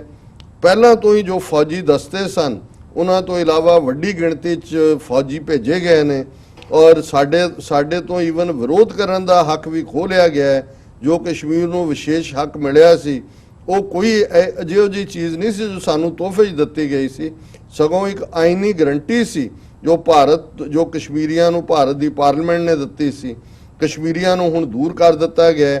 ਕਸ਼ਮੀਰ ਨੂੰ ਗਾਜ਼ਾ ਪੱਟੀ ਵਰਗਾ ਬਣਾਉਣ ਦੀ ਸਾਜ਼ਿਸ਼ ਹੈ ਜੋ ਇਜ਼ਰਾਈਲ ਗਜ਼ਾ 'ਚ ਕਰ ਰਿਹਾ ਹੈ, ਉਹ ਇੱਥੇ ਕਸ਼ਮੀਰ 'ਚ ਕਰ ਰਹੇ ਨੇ। ਮੈਂ ਸ਼ੁਰੂ ਫਲਸਤੀਨੀਆਂ ਤੋਂ ਔਰ ਮਿਡਲ ਈਸਟ ਤੋਂ ਕੀਤਾ ਸੀ। ਤਾਂ ਇਸ ਗੱਲ ਦੀ ਉੱਥੋਂ ਦੇ ਇਹਨਾਂ ਸਰਕਾਰੀ ਕਿਸਮ ਦੇ ਲੋਕਾਂ ਨੂੰ ਵੀ ਸਮਝ ਹੈ ਕਿ ਕਸ਼ਮੀਰ ਨੂੰ ਇਹਨਾਂ ਨੇ ਗਾਜ਼ਾ ਪੱਟੀ ਬਣਾ ਦਿੱਤਾ ਹੈ। ਬਿਲਕੁਲ। ਪਰ ਇੱਕ ਗੱਲ ਜਿਹੜੀ ਮੈਨੂੰ ਖੁਸ਼ੀ ਹੋਈ ਕਿ ਵੀ ਕਈ ਵਾਰ ਜਿਹੜੇ ਟ੍ਰੇਟਰ ਤੋਂ ਟ੍ਰੇਟਰ ਵੀ ਹੁੰਦੇ ਨੇ ਉਹਨਾਂ ਵਿਚਲਾ ਵੀ ਕਿਤੇ ਨਾ ਕਿਤੇ ਪੈਟਰੀਓਟਿਜ਼ਮ ਜਾਗਦਾ ਹੈ ਜੀ, ਪਰ ਉਹ ਕਾਮਯਾਬ ਨਹੀਂ ਹੋਣਗੇ। ਤੁਸੀਂ ਦੇਖੋ ਅਮਰੀਕਾ ਨੂੰ ਵਿਤਨਾਮ ਛੱਡਣਾ ਪਿਆ ਹੈ। ਸਾਡੇ ਵਰਗੇ ਲੋਕ ਜੋ ਭਾਰਤ ਸਰਕਾਰ ਦੀ ਹਮਾਇਤ ਕਰ ਰਹੇ ਸਨ, ਜਿਨ੍ਹਾਂ ਨੂੰ ਭਾਰਤ ਵਿੱਚ ਵਿਸ਼ਵਾਸ ਸੀ, ਉਹਨਾਂ ਨੂੰ ਖੁੱਡੇ ਲਾਈਨ ਲਗਾ ਦਿੱਤਾ ਗਿਆ ਹੈ। ਅਜੇ ਸਿਰਫ ਘਾਟੀ ਦੇ ਲਈ ਨਹੀਂ ਸਗੋਂ ਸਾਰੇ ਦੇਸ਼ ਔਰ ਪੂਰੇ ਸਬ ਕੰਟੀਨੈਂਟ ਦਾ ਫਿਊਚਰ ਬੜਾ ਬੇਰੰਗ ਹੋਣ ਵਾਲਾ ਹੈ। ਔਰ ਨਾਲ ਹੀ ਉਹਨੇ ਕਿਹਾ ਕਿ ਇਹਦੇ 'ਚ ਜਿਹੜੇ ਭਾਰਤ ਭਰ ਦੇ ਮੁਸਲਮਾਨ ਨੇ ਉਹਨਾਂ ਕੋਲ ਜੋ ਕੁਛ ਜੇ ਕਸ਼ਮੀਰ ਜਿਹੜੇ ਕਿ ਜਿੱਥੇ ਮੈਜੋਰਿਟੀ ਸੀ ਔਰ ਖਲੋਤੇ ਸੀ, ਜੋ ਉਹਨਾਂ ਨੂੰ ਜੋ ਦਿੱਤਾ ਖੋਹ ਲਿਆ ਗਿਆ ਤੇ ਜੋ ਭਾਰਤ ਦੇ ਬਾਕੀ ਮੁਸਲਮਾਨ ਨੇ ਉਹਨਾਂ ਦਾ ਤਾਂ ਪਹਿਲਾਂ ਹੀ ਬੰਦਾ ਹਾਲ ਕੀਤਾ ਸੀ, ਬਿਲਕੁਲ ਉਹਨਾਂ ਤੋਂ ਅੱਗੋਂ ਵੀ ਜਿਹੜਾ ਉਹਨਾਂ ਨੇ ਹੋਰ ਵੀ ਖੋਹ ਲੈਣਾ। ਸੋ ਮੈਂ ਸਮਝਦਾ ਵੀ ਇਹ ਭਾਵੇਂ ਇੱਕ ਸਰਕਾਰ ਪ੍ਰਸਤ ਜਿਹੜੀ ਹੈ ਲੀਡਰ ਹੈ, ਲੇਕਿਨ ਜੇ ਉਹਦੇ ਜਜ਼ਬਾਤ ਨੇ ਉਹ ਵਿਤਨਾਮ ਔਰ ਗਾਜ਼ਾ ਦੇ ਨਾਲ ਕੰਪੇਅਰ ਕਰਕੇ ਔਰ ਇਹ ਮੰਨ ਰਹੀ ਹੈ ਕਿ ਵੀ ਅਸੀਂ ਜਿਹੜਾ ਅੱਜ ਬਿਲਕੁਲ ਸਾਡਾ ਵਿਸ਼ਵਾਸ ਖਤਮ ਹੋ ਗਿਆ ਇਸ ਆਇਨ ਤੋਂ। ਸੋ ਮੈਂ ਸਮਝਦਾ ਵੀ ਇਹ ਸਟਰਗਲਸ ਓਵਰਨਾਈਟ ਡਿਸਾਈਡ ਨਹੀਂ ਹੁੰਦੀਆਂ। ਆਲਰੇਡੀ ਕਸ਼ਮੀਰ ਉਹਨਾਂ ਦੀ ਆਕੂਪੇਸ਼ਨ ਸੀ, ਆਲਰੇਡੀ 7 ਲੱਖ ਫੌਜ ਸੀ, ਆਲਰੇਡੀ 28,000 ਹੋਰ CRPF ਦੇ ਪਿਛਲੇ ਹਫਤੇ 'ਚ ਲਿਆਂਦੇ ਸੀ। ਕੋਈ ਔਨ ਦਾ ਗਰਾਊਂਡ ਫਰਕ ਨਹੀਂ ਪੈਣਾ। ਹੁਣ ਇੰਟਰਨੈਸ਼ਨਲ ਕਮਿਊਨਿਟੀ ਔਰ ਖਾਸ ਤੌਰ ਤੇ ਪਾਕਿਸਤਾਨ ਆਪਣੇ ਕਾਰਡਸ ਕਿਵੇਂ ਪਲੇ ਕਰਦਾ ਹੈ, ਕਸ਼ਮੀਰੀ ਤਾਂ ਲੜਨਗੇ, ਇਹਦੇ ਬਾਰੇ ਕੋਈ ਸ਼ੱਕ ਨਹੀਂ ਹੈ। ਔਰ ਅਸੀਂ ਇਹ ਮੁਸੀਬਤ ਦੀ ਘੜੀ ਨਹੀਂ ਹੈ, ਇਹ ਮੇਕ ਔਰ ਮਾਰ ਅੰਗਰੇਜ਼ੀ 'ਚ ਕਹਿੰਦੇ ਨੇ, ਜਿਹੜੀ ਮੂਮੈਂਟ ਉਹ ਆ ਜਾਂਦੀ ਹੈ ਕਰੋ ਜਾਂ ਮਰੋ। ਇਸ 'ਚ ਅਸੀਂ ਆਪਣੇ ਬਹਾਦਰ ਕਸ਼ਮੀਰੀ ਭਰਾਵਾਂ ਭੈਣਾਂ ਦੇ ਨਾਲ ਖਲੋਤੇ ਹਾਂ ਔਰ ਦੁਨੀਆ ਭਰ 'ਚ ਅਸੀਂ ਜਿੱਥੇ ਜਿੱਥੇ ਵੀ ਜੋ ਪ੍ਰੋਗਰਾਮ ਆਉਣ ਵਾਲੇ ਦਿਨਾਂ 'ਚ ਲਿਖੇ ਜਾਣਗੇ ਉਹਨਾਂ ਦੇ ਵਿੱਚ ਕਸ਼ਮੀਰੀਆਂ ਦੇ ਨਾਲ ਖਲੋਵਾਂਗੇ। ਔਰ ਅਲਟੀਮੇਟਲੀ ਅਸੀਂ ਇਮਾਨ ਵਾਲੇ ਲੋਕ ਹੈ ਔਰ ਬਾਬਾ ਨਾਨਕ ਦਾ ਇਹ ਫਰਮਾਨ ਹੈ, ਕੂੜ ਨਿਖੁੱਟੈ ਨਾਨਕਾ ਓੜਕ ਸੱਚ ਰਹੀ। ਝੂਠ ਹਾਰਦਾ ਹੈ, ਕੂੜ ਹਾਰਦਾ ਹੈ, ਜ਼ੁਲਮ ਹਾਰਦਾ ਹੈ। ਸਿਰਫ ਉਸ ਜ਼ੁਲਮ ਨੂੰ ਵੰਗਾਰਨਾ ਪੈਂਦਾ ਹੈ, ਜ਼ੁਲਮ ਦੇ ਖਿਲਾਫ ਖਲੋਣਾ ਪੈਂਦਾ। ਜੀ ਡਾਕਟਰ ਸਾਹਿਬ ਦੀ ਜਾਣਕਾਰੀ ਦੇਣ ਲਈ ਤੁਹਾਡਾ ਬਹੁਤ-ਬਹੁਤ ਸ਼ੁਕਰੀਆ। ਅਸੀਂ ਇਸੇ ਇਸ਼ੂ ਨੂੰ ਹੀ ਜਾਰੀ ਰੱਖਾਂਗੇ। ਲੈਂਦੇ ਹਾਂ ਬ੍ਰੇਕ ਤੋਂ ਪਹਿਲਾਂ ਅਸੀਂ ਆਪਣੇ ਦਰਸ਼ਕਾਂ ਤੇ ਸਰੋਤਿਆਂ ਨੂੰ ਅਪੀਲ ਤੇ ਬੇਨਤੀ ਕਰਦੀ ਹੈ ਵਿਊਅਰਸ, ਜਿਸ ਤਰ੍ਹਾਂ ਕਿ ਤੁਸੀਂ ਜਾਣਦੇ ਹੋ ਕਿ TV84 ਇੱਕ ਪੰਥਕ ਚੈਨਲ ਹੈ। TV84 ਸਿੱਖਾਂ, ਕਸ਼ਮੀਰੀਆਂ ਅਤੇ ਭਾਰਤ ਦੀਆਂ ਨਾਰਥ ਈਸਟ ਸਟੇਟਾਂ ਦੇ ਲੋਕਾਂ ਦੇ ਸਵੈ ਨਿਰਣੇ ਦੇ ਹੱਕਾਂ ਦਾ ਹਾਮੀ ਹੈ। ਅਸੀਂ ਚਾਹਾਂਗੇ ਕਿ ਤੁਸੀਂ TV84 ਦੀ ਚੜ੍ਹਦੀ ਕਲਾ ਲਈ ਵੱਧ ਤੋਂ ਵੱਧ ਡੋਨੇਟ ਕਰੋ। ਡੋਨੇਟ ਕਰਨ ਲਈ ਸਾਡੀ ਵੈਬਸਾਈਟ TV84.tv ਤੇ ਜਾ ਕੇ ਪੇਪਲ ਦੀ ਵਰਤੋਂ ਕਰਕੇ ਵਨ ਟਾਈਮ ਡੋਨੇਟ ਕਰ ਸਕਦੇ ਹੋ, ਮੰਥਲੀ ਡੋਨੇਟ ਵੀ ਕਰ ਸਕਦੇ ਹੋ। ਤੁਸੀਂ TV84 ਦੇ ਨਾਮ ਤੇ ਚੈੱਕ ਬਣਾ ਕੇ ਸਾਨੂੰ ਮੇਲ ਵੀ ਕਰ ਸਕਦੇ ਹੋ।